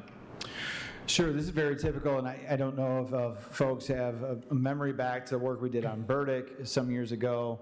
We did a very similar project where we've gone out, we sealed up all the cracks, and grind off the stripes, and we come back through and we apply a layer of emulsion, which is essentially like a tacky tar material, and then rocks on top of that, and then we come back through and sweep off the rocks and then apply another layer of emulsion or like a tacky material down, so that's like a new black roadway. And then on top of that, we'll paint all the new lines and all the new emblems. So it doesn't remove the pavement, certainly no big digging holes, but then it creates kind of a new wearing surface as it's described, and then new paint, everything goes on it. We did a very similar project on Burdick Street from Stockbridge to Cork in around 2017, I believe. For the refuge islands, are those meant to be more like visual refuge islands like you see outside of like Bronson Park, across, I guess it'd be on like Rose Street, or would it be more like the elevated ones like you see on Oakland and like Parkview? Some of those are going to be more visual, things like bollards, things like that. They will all have the rapid flashing beacons with them as well. So some of them will have kind of a bit of a balance between, you know, kind of the two features of that. And certainly I think there's also an opportunity in the future as we coordinate big construction work, water main replacement, that sort of thing, to really harden up some of these improvements that we're looking to make on Portage. Yeah, and then one last question. So say if you're going northbound again, like you just passed Reed, there's the park to your left, you're going, and then there's the kind of like the lane diet that happens, so you have to kind of merge in, or I'm sorry, the left lane merges into the right one. Will that just change and become just one lane on that stretch? That's correct. That will just kind of blend in to match this cross-section, which is a 3-lane, will then match the 3-lane cross-section north of Stockbridge. So that merge section will go away. That's just north of Reed. Yeah, awesome. Thank you so much. Thank you. Thank you, Commissioner Praedel. Commissioner Hess. Sure. Agree with Commissioner Praedel on so much, but I think it's an impressive reduction in crashes that we've done so far with these road diets, and I appreciate that. I'd like to highlight the need, though, of our drivers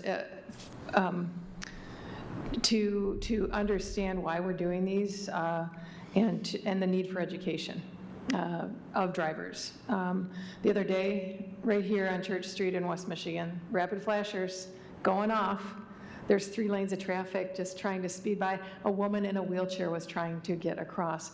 2 lanes stopped. 1 lane just kept going. She's just like waving everybody, I can't get by, I can't get by. So like we really need to educate the drivers about the seriousness of pedestrians in the roadway. Just my thought there. I will say that I was impressed with what Ann Arbor did with South Main right next to the football stadium. It used to be 4 lanes, 2 lanes each way. They put the same road diet on as we're doing here in Portage, and it moves along just fine. It is one of the more busier in and out ways of Ann Arbor, and it moves along just fine, and there's bikes happening in there because the bikes now trust that the drivers are going to recognize them. So just want to say that change is good. Change is good, and on behalf of safety in Kalamazoo, thank you. Thank you, Commissioner Hess. Commissioner Slaby. I mean, I think I love road diets. I mean, studies after studies show that it can reduce crashes by 80%, and we know this because the dedicated left turn lanes is really what saves lives. And I think a lot of times people think it's counterintuitive that if we're taking away a lane, then that means more delays, more congestion, when really what causes the current congestions and delays is people trying to make that left turn lane, and people are still trying to go straight, and now they got to get around, now people are slowing down. When you have that dedicated left turn lane, that's only for that movement, and so that lane now is just full on, straight or take a right. So truly, it should allow traffic to flow better. My question is that, Commissioner Praedel brought up that intersection near Heritage. So like Miller Road, we have that additional lane that we put there for people to take those right turns. And so I'm curious, I know what we did on East Main, where we actually shut that one off to car traffic, but it's still open for pedestrians, but also bikes. Is that going to be the case for this? And if not, how do we navigate that with the bike lane that would run through that area? Sure. I actually didn't look at that page of the plans. I apologize. Usually I have all the details, but I can't answer that specific one. So I have to just be honest and tell you I'm coming up short on that one. You can always follow up in an email. Thank you. Any other questions? Vice Mayor Duncan. So, to my understanding, there will not be a dual sidewalk expanded for this project for the bikes. It will be shared with the streets. That's correct. But there may be future plans to change that? There may be future plans for an off-street trailway,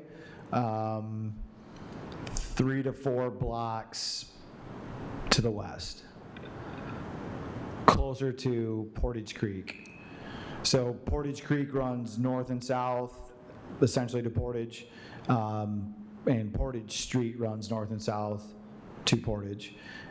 We've got many different plans and iterations of plans that we continue to progress on, albeit slowly, to connect some sort of facility off-road south along the Portage Creek corridor. There are some opportunities there for some partnerships. There are some opportunities there with existing infrastructure, and that continues to be something that we pursue, looking at funding, looking at adjacent property owners, looking at those partnerships. But ultimately, that's something that we continue to look at from a large, wide-angle perspective of connecting a trail that folks are going to truly feel comfortable on from all ages, from 8 to 80, is that off-road trail that provides that unique cycling non-motorized experience. And will the speed limit on this street after the changes be staying the same or reducing? I believe it would be staying the same. Thank you. Thank you, Vice Mayor. Other questions, commissioners? I don't see any. Hey, just a reminder that 2017 Burdick, I think, was called an urban chip seal at the time, and I think that was maybe one of the first times that had been done. I think we won some award for that, working perhaps with the Kalamazoo County Road Commission, if I remember right. That's correct, Your Honor. That application of that pavement preservation technique hadn't previously done in the city of Kalamazoo, or hadn't been done in a long, long time. And so we took kind of a known thing that is done quite often in the county, made some changes to it, used a little bit smaller rock, and then we put that emulsion or tack material on top of it as well. And then we kind of named it an urban chip seal. Chip seal is something folks were familiar with, and we've got a lot of support out of that. Seemed to work very well, so we've been bringing that back and using that in other areas of the city as well. I've noticed you've been doing that. Remind us how many miles of roads we need to take care of in the city of Kalamazoo? So we have about 265 center line miles, which means that if you just took a measurement of every road, that's what it would come to. But some of our roads are more than just 2 lanes. So if you look at Michigan Avenue downtown by the church, St. Augustine's Cathedral, there's 7 lanes. So there's a lot of pavement there. So there's a lot of roads. A lot of roads.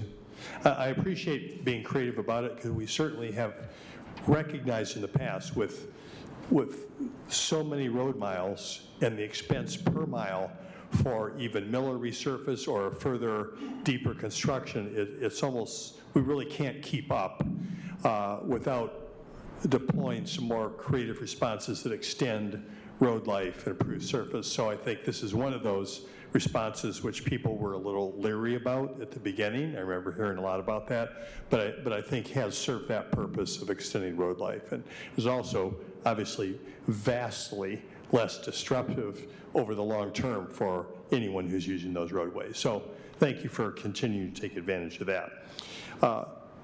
Thanks, Director Baker. Thank you. Is there anyone in the audience that would like to comment on this item H2?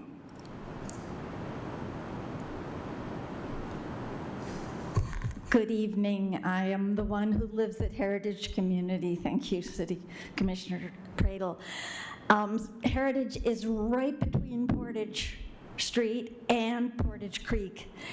And there are hundreds of people living there, many of whom are still drivers, plus many dozens of staff that come in and out every day for the senior living community, which is like a college campus with so many buildings now.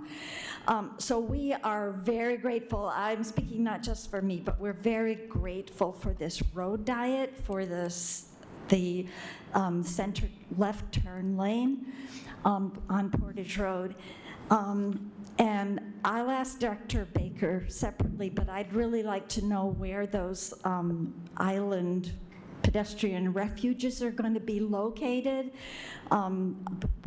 We have a lot of people living at Heritage who are crossing near the Miller Road traffic light. And it's very awkward the way the road is configured with Phillips, the main entrance into Heritage, not being aligned with Miller. So there's not a traffic light at Phillips, and it's very close to Miller, but the same traffic comes speeding around from downtown direction around towards Miller Road and right past the end of Phillips. It's very hard for drivers to get out of Phillips safely, even if they're turning right, not just turning left. So I talked with the traffic engineer in December, I think it was, at the Edison Neighborhood Community Open House on this issue. And the engineer was very interested in looking at how to put an additional traffic light, perhaps, which I know must be expensive, or some other way of dealing with safety of that Phillips Road intersection at the curve, which is also difficult at Bryant because of the curve of the road. The sight distance is terrible. So thank you for progress on that. I also want to say we're right next to the EPA's collecting all the toxic sludge from the paper mills along Portage Creek, and that's the reason that there's no trail, Commissioner Duncan, yet along Portage Creek. EPA thought they were going to be done in 2023 or 4, and now they're saying 28. They're still finding more places where sludge was dumped. And so it's very frustrating. We're really hoping to have a connection between Farmers Market and Reed all the way to Portage Bicentennial Trail. And I hope the city will be ready to do that as soon as the EPA is done with their contract with the Thank you. Thank you. If there's anyone else who would like to comment on this item, item H2? Seeing no one, Commissioners, the recommended action is a motion to adopt the resolution. Is there a motion? Motion. Motion made by Commissioner Slaby. Support. Supported by Commissioner Hess. Further discussion, Commissioners? Commissioner Slaby. Well, I just want to follow up with Toby's comment is that we could get a start on this off-road trail as we continue to work with our residents in Edison and Edison resident scholars and the Kalamazoo Literacy Council to pave what we already have from Reed to Elcott. So that can be something that we can get started on now as we await the next leg of that to be opened up by EPA. And then I guess I would just say that I appreciate the work that city staff has done on this project. I'm really excited again for a road diet. I truly have not seen where a road diet has failed. It's only has saved lives considerably. And I think the questions are like, I think what's interesting is when you think about, you know, the city had promoted this project, I think, like when we were having those open houses, and the first thing we said on the post, on the social media post was, this is not about bike lanes, and then went into talking about the road diet with bike lanes. And so the first thing people read was like, not about bike lanes, but like, oh, bike lanes. And I think we need to figure out a better way to message this, because ultimately, we're not doing this to add bike lanes. That is not the driving factor in this. The driving factor is to slow down traffic and narrow the street with a road diet. But what happens as a result is you have that extra lane width. So what do you do with it? You could just not put that bike symbol on it, but bikes will be using that because bikes already use the road. And so then the question is, do you not make any visibility to the drivers that bikes are using that road? Or do you just leave it up to the user to figure out and negotiate that with cyclists? So there's an opportunity that since there's already going to be that extra space to ensure that it's as safe as possible. And I appreciate Vice Mayor Duncan's questions around investment in off-road, because I do think that that is one of the answers to creating a viable transportation network for all users when we get to that point.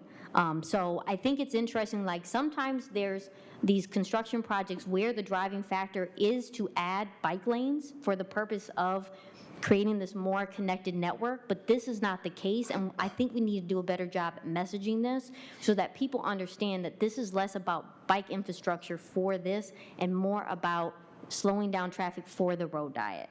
And we lose people in support of the road diet because I think that that is completely tied to this idea of continuing to add bike lanes. And I'm not saying bike lanes are bad, but I just think that we need to get that buy-in for these other safety measures that are super important for all users. Thank you, Commissioner Slaby. Any other discussion? Seeing none, Clerk Borling, please call the roll. Commissioner Slaby. Yes. Commissioner Wilson. Yes. Vice Mayor Duncan. No. Mayor Anderson. Yes. Commissioner Hess. Yes. Commissioner Hoffman. Yes. Commissioner Pradel. Yes. Thank you, Commissioners. The motion passes. Next on the agenda is item H3, City Manager Hankins. Thank you, Mayor. Adoption of a resolution accepting $3,225,000 in funding package, including a railroad crossing elimination grant and state incentive payments, and approving a budget amendment in the amount of $3,225,000. Thank you, Manager Hankins. Is there a staff report on this item? You know, as you might guess, there is, and there's an individual who's coming forward. As he's coming forward, I will say, Mayor, that we have great opportunity here with MDOT, Amtrak, Norfolk, Southern, and Grand Elk, and several other agencies to alleviate congestion in our downtown area. And so this grant gives us an opportunity to start that process through the planning process. And I'll hand it over to Director Baker to explain what that looks like. Thank you, Manager Hankins. I presume you sit way in the back so you're going to get your steps in, right? That's correct. Yes. Okay, welcome back, Director Baker. Thank you, Your Honor. Thank you, City Manager, and thank you, City Commissioners, for this opportunity to give you a brief presentation on our proposed railroad crossing elimination planning grant. Just first of all, to talk about what the grant is. This is a grant with the Federal Railroad Association that helps to build on established relationships with MDOT. So you see in your packet there's some specific language from MDOT dealing with railroad crossings themselves. Also includes the partnerships with several other agencies. We've got MDOT, MDOT Rail, Norfolk, Southern, Watco, Grand Elk. Watco is the company that operates the Grand Elk Railroad. We've got Amtrak and Canadian National Railway. So these are all rail or transportation agencies that we will have to work with as we work through this planning grant. What are we trying to do with this grant? What is this grant? This grant really seeks to provide dollars for planning to work to identify solution alternatives to solve this inefficient, outdated rail network that we have here in Kalamazoo. So we've got some significant impacts to environment, health, and safety for all of our community members. We've got some details here to talk about what kind of carbon emissions that results in. We've got over 1,900 kilograms of carbon emissions per train event, so that's more than 15 times a typical vehicle every time it comes through town here. We've got a track layout from the 1840s to 1890s. So what this references is that the east-west railroad through Kalamazoo, that's the old Michigan Central Railroad that came through Kalamazoo in the 1840s. We then have the north-south railroad that came through Kalamazoo in 1867. And then those railroads kind of built in side spurs and their other yards and all that kind of fit together. So that was all built at a time before the automobile. And we now have been with the automobile for quite a while, well over 100 years. I think, I'm not going to quote you what year the Model T came out or what year that was first in Kalamazoo, but it's been a long, long time. And so we are in a different place today with transportation. We're doing a lot of work with our Safe Streets for All. We've got a lot of great work planned starting this summer on Kalamazoo Avenue. We've got a plan in place to really change and update the entire transportation system in downtown. And we're still challenged with these traffic delays from trains. This photo, that's not a file photo. I didn't Google traffic congestion. That is Michigan Avenue at one of our favorite train crossings looking west. So you're actually kind of looking west down Michigan Avenue, and that's all the one-way traffic, looking back at the camera, looking at the train, wondering how are they ever going to get out of that delay. So why is this? I talked about that the north-south route from the 1800s, the east-west route from the 1800s. Freight trains that are coming to Kalamazoo from Grand Rapids. That freight line operates between Elkhart, Indiana, and Grand Rapids, with Kalamazoo as a stop in between there. Those trains that run north-south have to back up, line a switch, and then they have to then get clearance from Amtrak, and then they have to take kind of this curve that you see here and go onto the Amtrak line and then into the rail yard. So the rail yard is accessed via MDOT rail and Amtrak operated line. That rail yard is owned by Norfolk Southern, and it's also operated by Grand Elk Railroad, and there's also kind of some interlocal freight agreements with Canadian National Railway that also have rights to trackage as well. So imagine yourself kind of trying to drive through what is essentially a train parking lot where the train is trying to back up and find a space. And I know we've all experienced that on our shopping trips on the weekend with our community members, but we as a community are experiencing that with trains sometimes every morning. So really the work, the planning grant seeks to really study two alternatives.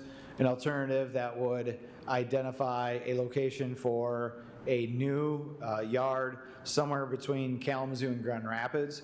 We would refer to that as like a north of the city location. Another alternative would be a location we would refer to south of the city, which would be somewhere between Elkhart, Indiana, and the city of Kalamazoo. So when I say north or south, I'm not talking city limits. We're really referencing areas that are away from the city of Kalamazoo. This is just a view of the rail yard. You've got kind of the Kalamazoo River to the south. Almost out of view is the Growlers Stadium, Mayor's Riverfront Park there, and then to the north is East Michigan Avenue. So you see that having a rail yard right downtown certainly has been impactful for our residents for well over 100 years. It's also impactful from an environmental perspective. This rail yard does flood. It's in the floodplain. And so every time it floods, we could only imagine what sort of contamination is washing up through the rail yard and then on back into the river.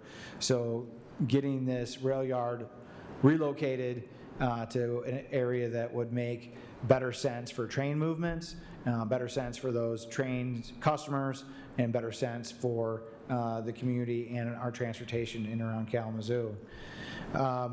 You know, this planning grant really represents that first step to solving this problem. This is a decades-old infrastructure problem dating back years and years and years.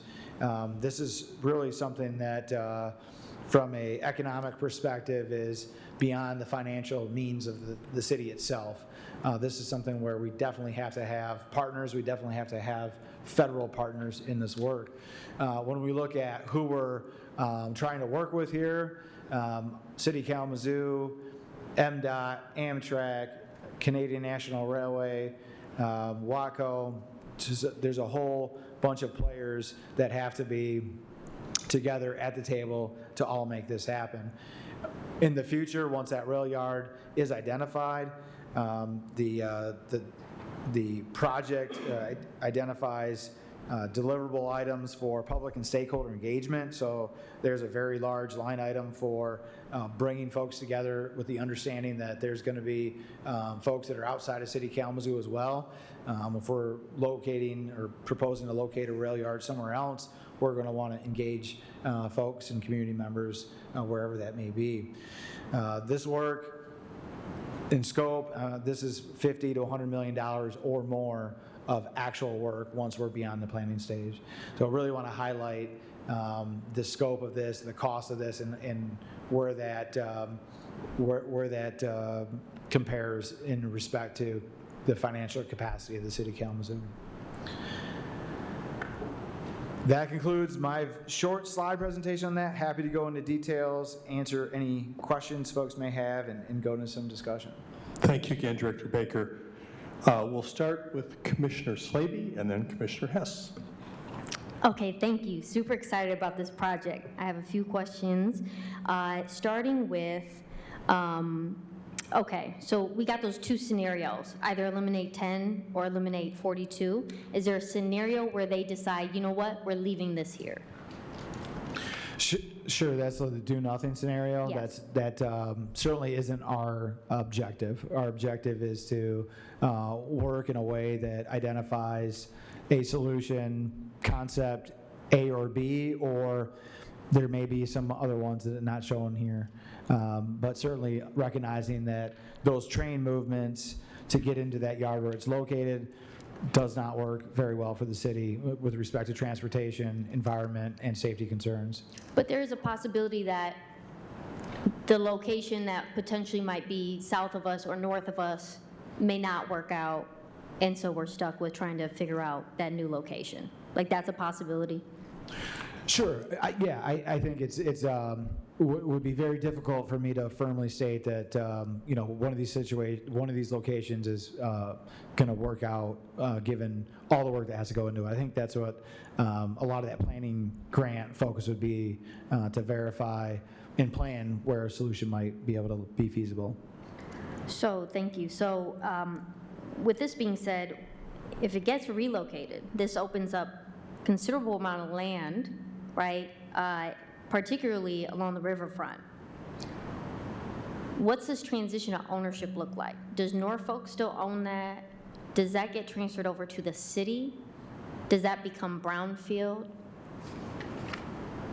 Sure, great questions. We don't have that lined out yet. I think those are all great questions. That's certainly going to be part of that study. There have been other yards owned by Norfolk Southern in the city that we're talking about, that we've got development plans that we're definitely looking at. So Norfolk Southern has been very good to work with in areas. Now, that's still a Norfolk yard, those other locations. None of that has progressed. A lot of that is involved with this work as well. Also involved in this is making sure that those railroads can serve customers, and so that customers can continue to be served into the future.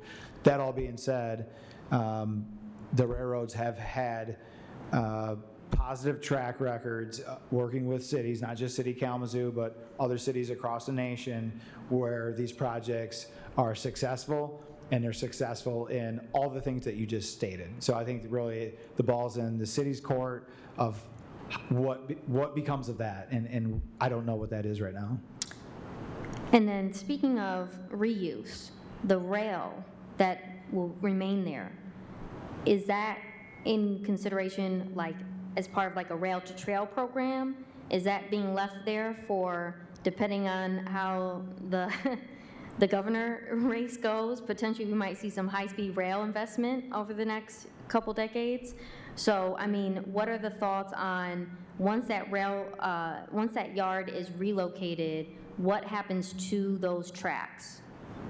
Sure, great question. So there still is going to be east-west Amtrak rail through Kalamazoo. There's still going to be north-south freight rail through Kalamazoo. So the big movements are going to continue to happen. I think what we're looking at is if that yard goes away, if that yard goes to a place that makes better sense from a train movement perspective, this curve go away? And with this curve and some of these sides go away. And the map might be a little hard to see. You've got kind of the red, we'll call it a caterpillar up there. That doesn't represent all the trackage. Look, it's gray, but there's a lot of other tracks in here. And so some of those could maybe go away, but there's going to continue to be north-south freight. There's going to continue to be east-west passenger. So the big pieces are going to continue to be here in Kalamazoo. So we still will have to wait for a train, but not as many. You won't have to wait as long, and you won't have as many crossings. Yeah. Yes. Okay. Just a few more, and I'm done, I promise. I think about, while long-term this is great, have we thought about the initial impact to potential job loss this might have to that area if the rail yard is relocated? I don't know how many jobs are there on site. And then has there been discussions around what that looks like for those people that may be locally employed? Sure, great question. So a lot of this, we've been working with Grand Elk Waco Railroad on a lot of this work with MDOT Rail. There's no proposed reduction in jobs. There's no proposed reduction in services to rail customers. So if we've got a Kalamazoo business that relies on rail right now, we're not proposing to take that away. We're not proposing to reduce any levels of service to any customers, and we're not proposing any employee cuts for any of the railroads.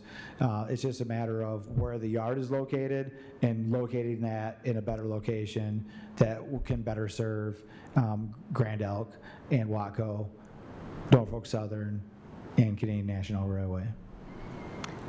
While there might not be a clear job loss, if it requires a relocation to somewhere closer to Elkhart or closer north to Grand Rapids, that might not be, like, that might result in a job loss for the person that can't relocate. So. Okay, I see what you're saying. So if there's an employee right now who works at that rail yard, if that rail yard moves north or south in a way that impacts that employee's ability to travel there, sure. I don't have an answer on that right now, but thank you for that. Yeah. Thank you for the clarification as well. Last question, maybe this might be answered when there's public comments, but I was just interested in seeing the list of partners here that are in support. We even got Bike Friendly Kalamazoo, AVB, TreyStar. So I'm just surprised that we didn't see some of our neighborhood groups in that area, such as NACD, or I know this is technically the city, but even just hearing if there was a presentation to NCBDA about this project. I'm sure there's been updates because this has been a long conversation coming, but just curious if there was a more recent presentation leading up to this one before the commission. That's my last question. Sure, that's a great question. I think this grant announcement came, I believe, about a year ago. We've been, kind of working behind the scenes on working with all those agency partners, kind of the main agency partners that we've talked and referenced with, and looking at the grant, the content of the grant, our real focus in community, public and stakeholder engagement would come once a grant is awarded. So we really want to help work with the community to build these alternatives and to be able to bring this back to the community and let the community roll their sleeves up and really provide input on which which crossings are priorities, which which alternatives are priorities. And so our team, we've got to go back and do some homework before we're able to bring that out. So I think that's certainly something that's going to be more down the road or in the future for us. Thank you, Commissioner Slaby. Commissioner Hess.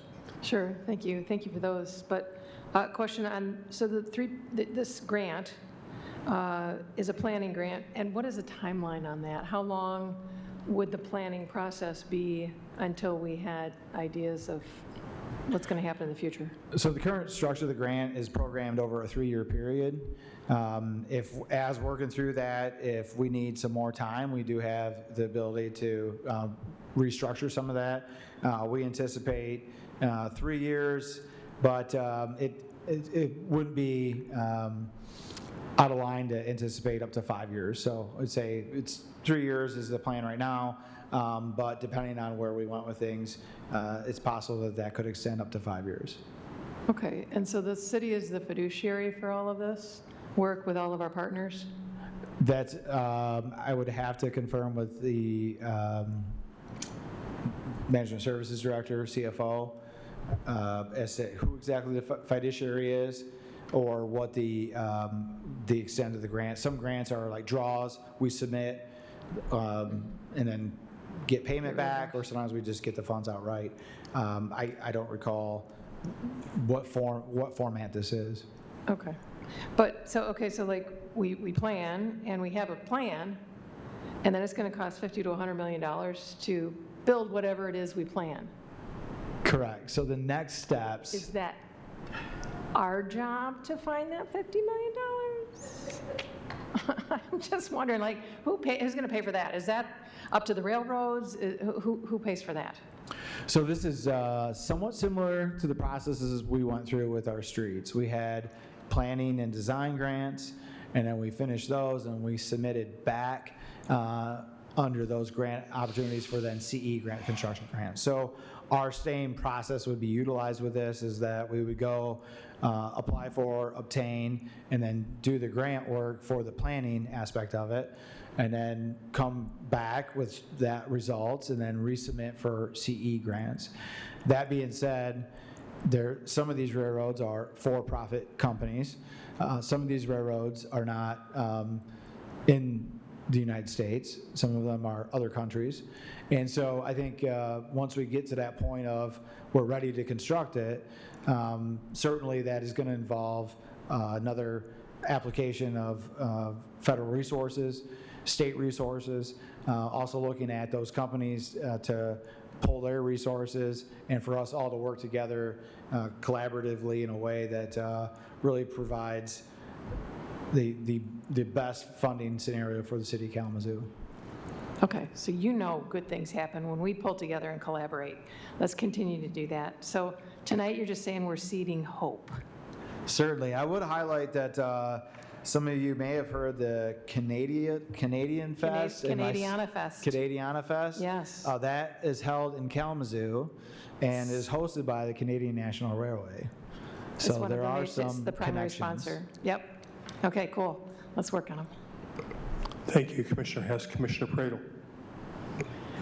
Director Bigger, you have it noted on there about the Michigan incentives for crossing closures. That was approval in 2024. Can you just speak a little bit more to like actions taken by the city so up to this point as part of this process? Sure. Working with MDOT Rail, one of the partners on this project, we're offered incentives every time we can eliminate a highway grade crossing. And so those incentives provide up to $200,000 per highway grade crossing that is eliminated. And so when we're looking at our transportation plan, a lot of the work that we've done on Michigan to kind of rework the transportation system through there, we're also looking critically at where we can close rail crossings to improve safety. And so that is also kind of part of this grant as well, is working with MDOT Rail on this work as we look at the overall transportation system. So if there's an area where we're making changes, such as we did in Michigan, and we're looking to improve safety, we can also realize some cash incentives for that, which can be put to this work and put towards future work as well. The other thing, just for the public's sake, so, I remember a couple of years ago, there was, I think, a boxcar that tipped, and I mean, the major thoroughway was delayed, and people were held up, I think it might have been for hours. And so, we as a city have very little to no recourse when that happens. Effectively, we're stuck. We're in complete gridlock when something like that happens, correct? That's correct. Yeah, there was a train derailment. That train derailment occurred in this kind of curved linear portion. If you look at the red line that's towards the east, that was where a train movement was occurring and a derailment did happen. That derailment did block traffic on Michigan and Kalamazoo Ave, and that was well over a day into the night. I know public safety was out there, a lot of folks from public services were out there, and we were out there for more than 12 hours during that event. And so that was a very challenging event. Thankfully, nobody was hurt. There was no, chemical releases or anything like that. So it all went very well. But that continues to be a concern, and eliminating that train movement would help to prevent future events such as that. Something I learned in the packet description as well, it talks a little bit about how in the 1800s that a typical train length was about 2,000 feet. And then in 2023 surveyed that most were over 5,300 feet long. So that explains a lot about why that rail yard, why they have to do the, back up and drop and back up and drop. And so we're not built for the way things used to be, if you will. And that doesn't even take into account, like you said, the fact that when this was all established, there were no autos and auto congestion in our downtown as well. So very interesting to see that history and how we, this mess is, well over 150 years in the making. Thank you. Yeah, thanks. Thank you, Commissioner Pradel. Other questions, commissioners? Thank you so much once again, Director Baker. I will just say, looking at our partners here, I think it's interesting, and we expressed the idea how there's the partner list could be much longer, and I'm sure it will be. It makes sense that Bronson Hospital or Bronson Methodist Hospital is here on this list. I'm actually a little surprised that Life EMS is not on this list. I don't know if there was any effort to reach out to Life EMS, which has their main parking garage very close. And as a person who used to work as an emergency medical technician on an ambulance, I often, when I'm sitting waiting for this traffic to move and seeing that the line is blocked, it makes me concerned. What are the alternative routes when there's emergency services that have to be provided? Obviously, right in real time, you might either have to try to get some way or another out of a traffic jam, which doesn't even look possible sometimes jammed up on Michigan, or find a route to get around all that. So I think that's another important consideration, particularly considering, we've got Beacon on one side of the tracks and Bronson back on the other side of the tracks. So another important partner, I think, in this whole evaluation is what it means for emergency services here in Kalamazoo. So thank you so very much. No more questions from me. So now is the opportunity. Is there anyone in the chambers that would like to comment on this item? It's item H3. If so, please come forward, state your name. Whether you live in the city, you'll have 3 minutes. See no one, thank you so much. Commissioners, the recommended action is a motion to adopt the resolution. Is there a motion? Motion made by Commissioner Hoffman. Supported by Commissioner Wilson. Discussion, commissioners. Commissioner Pradel. I was just going to mention really quick, this is very promising, hopeful, but again, want to reiterate, don't expect anything instantaneously. For anybody you ask in City of Kalamazoo, how many of us have been late to a job, late picking up a kid, been late to an important meeting or job interview or something because of this? If you've lived here long enough, you have experienced one of those scenarios.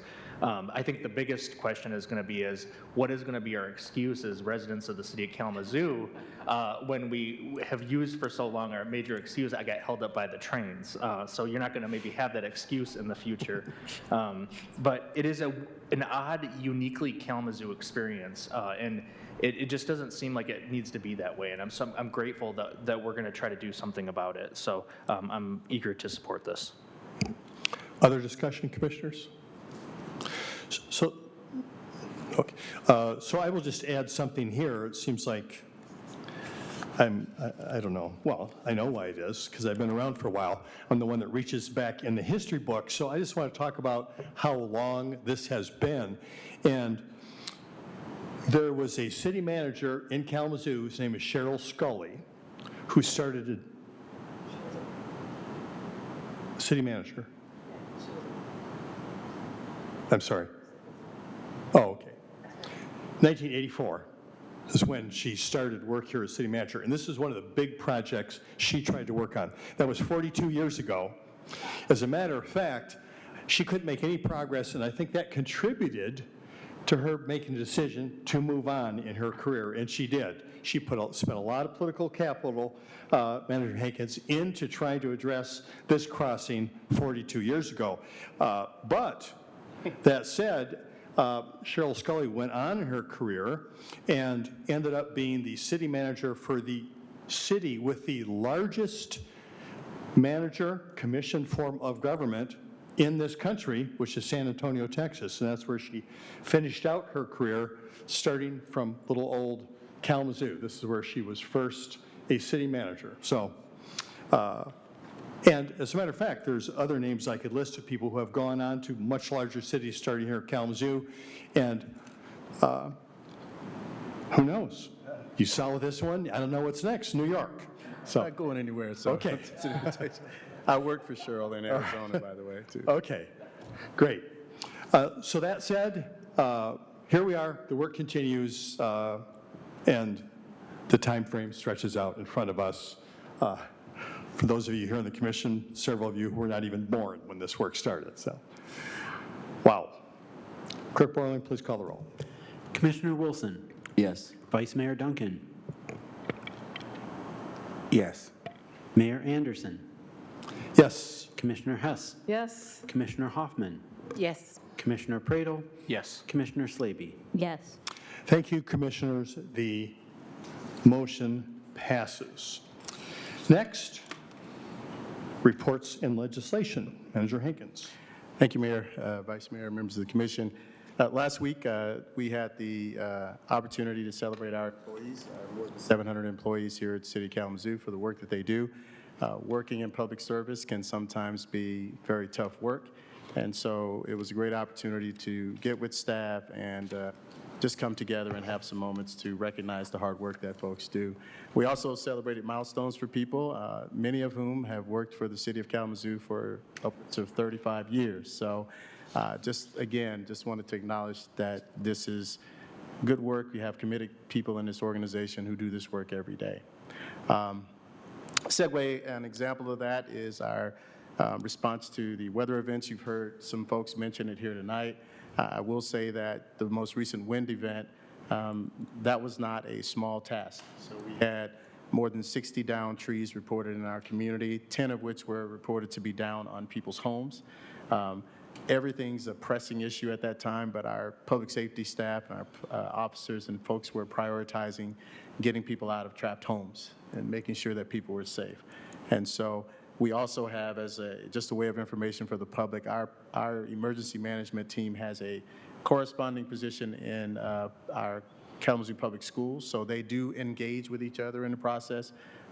Hearing kind of the conversation tonight, of course, there's opportunity for us to look at how we can better coordinate, but I do want it to be known that we do have staff who communicate with our school district during these weather events.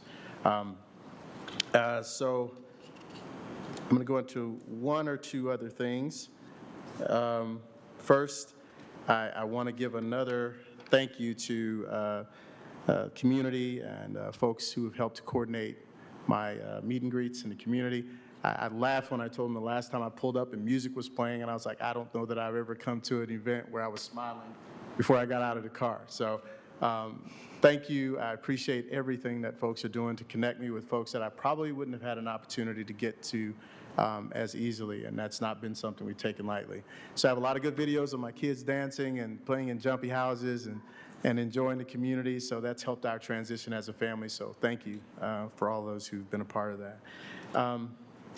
And finally, you know what? I'm going to close with that, Mayor. Thank you. All right, thank you so much. That's a good up note to close on anyway. Thank you very much. I just want to just follow up on that in a minute, just your last comment, that it does, to engage a new city manager, it does take a village. And a lot of people are stepping up and organizing those kinds of events on their own, and I really appreciate that so much. There's nothing like getting to know your community, you know, in the best way you can in a few short months. So I also say thank you to all who have put effort into that. Now we are to commissioner comments. Commissioners, anybody has any comments for the evening? Commissioner Hess. Sure, I'll go. It's been, what, 3 weeks? Has it been 3 weeks since we've met? Yeah, we skipped a week for that election. And so a shout out to Clerk Borling and his crew in the city clerk's office for running, once again, a smooth and a fair election. And I'm sure it's only going to get bigger and better as the year goes on. So thank you for your work, and thanks to all the people in your shop. Thank you to Kalamazoo Department of Public Safety. I visit a 5th grade at Woodward, and those 5th graders were treated to a visit to Station 2 over in the Edison neighborhood, where they got to see what Sergeant Workema actually be a professor of public safetying. But thanks to Chief, thanks to AC Jude for saying yes to this. Officer Barlow, Officer Granate, Officer Messman, Officer Bagley, Officer Brower, and Officer Crooks, all there helping the different groups of kids see the equipment that we use in public safety, and they were fascinated.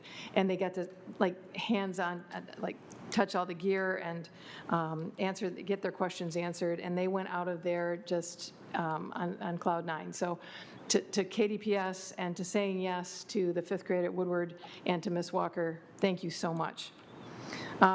C Mall, our neighborhood activator, did the first of what I hope are many neighborhood connect meetings.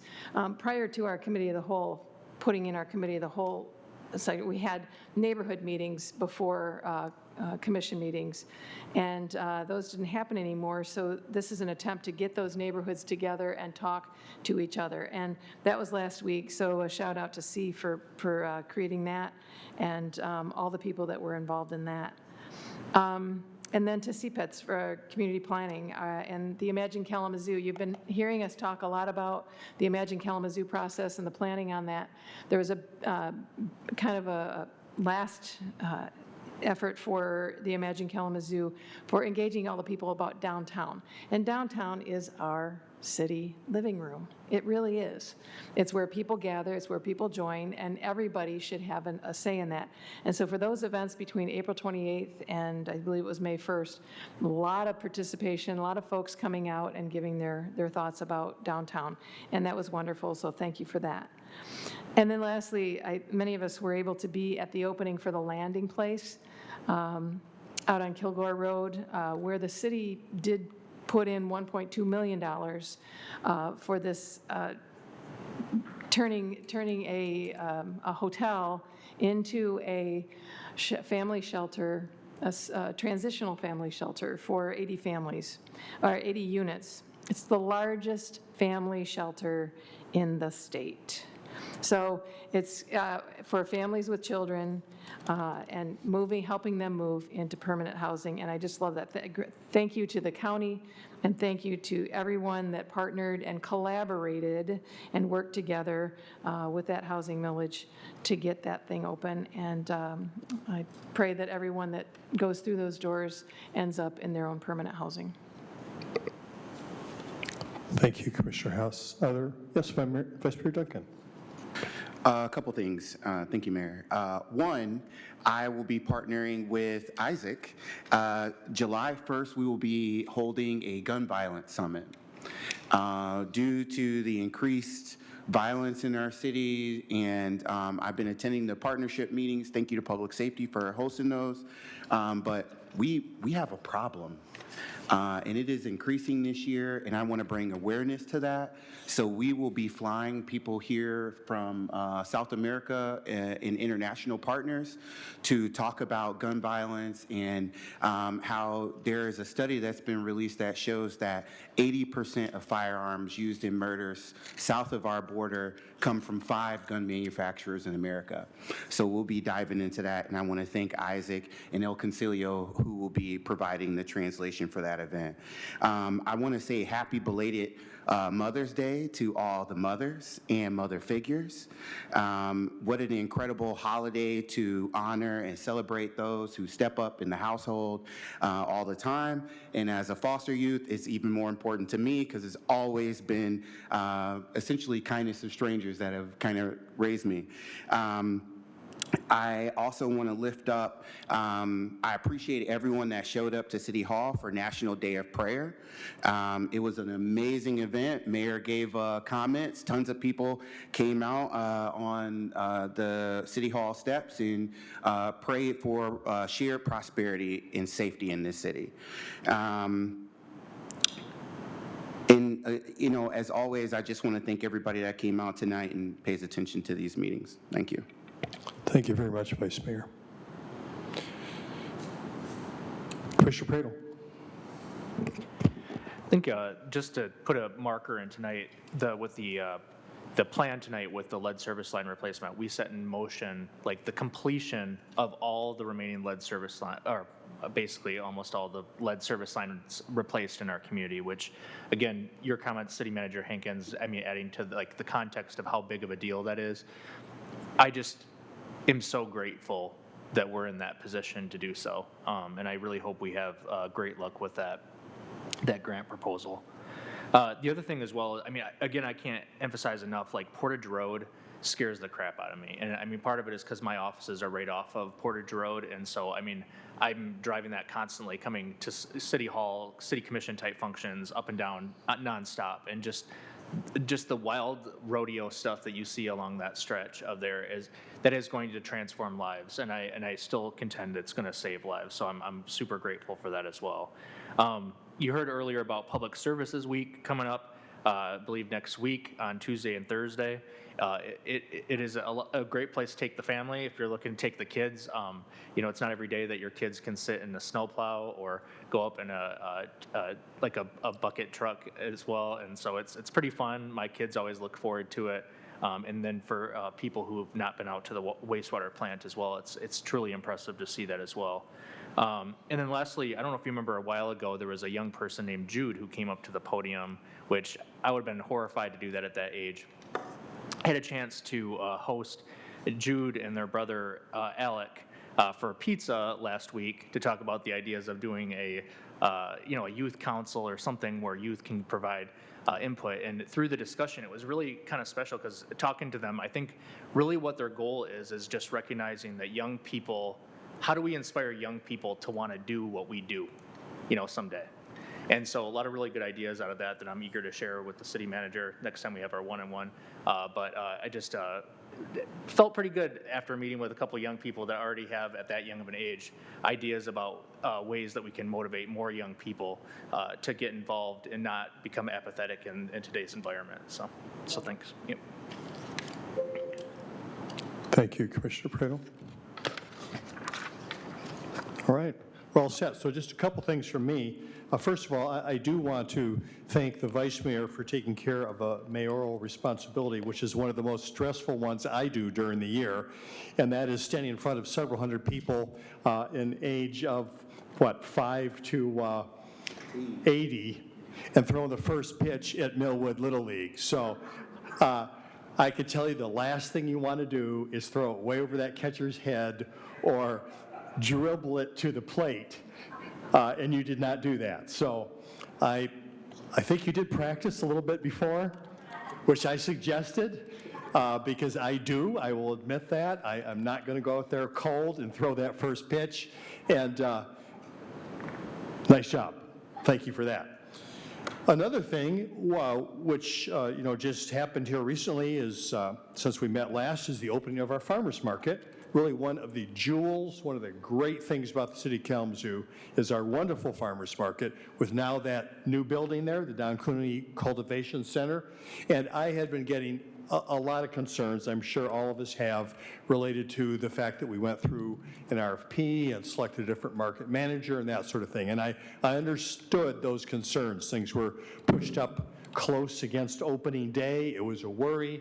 But I do want to say the market was packed. First morning it was open. What was that? The second, I guess. And a lot of people there take advantage of really quite a beautiful day. I saw once again Dr. Washington from Kalamazoo Valley Community College and the First Lady from KVCC there. Often see them there early at the market. So just a great place just to cross paths with people, even if you're not doing a great deal of shopping, just to see other good people here. And I do want to say thank you so much. It took a lot. Good people, Kiar, Tom, and Paul from Midtown Fresh and Park Street Market really jumped on board with getting this going, doing the best they could. A little bit of a little rocky on the transition there, but I think they really stepped into that place. And I really want to recognize the work they have done at Park Street Market for years and years and years, and Midtown Fresh too. And I'm so happy to have them more engaged in the community. Is great. Marcus Collins, who many people know, is the market manager. I don't know why I'm a little bit surprised about that. Maybe it's because he's done so many things and been good at so many different things, and I think that commitment to doing a good job is going to carry right over here. He's a very approachable person, and so great to have that up and running again. I love you, Kalamazoo. We're adjourned.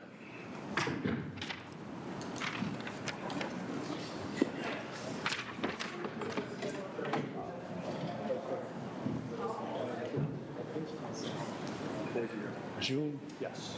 I'm not going to be in town. Need to reach out to me about it. Okay, good. Great. Okay, so just to keep in mind.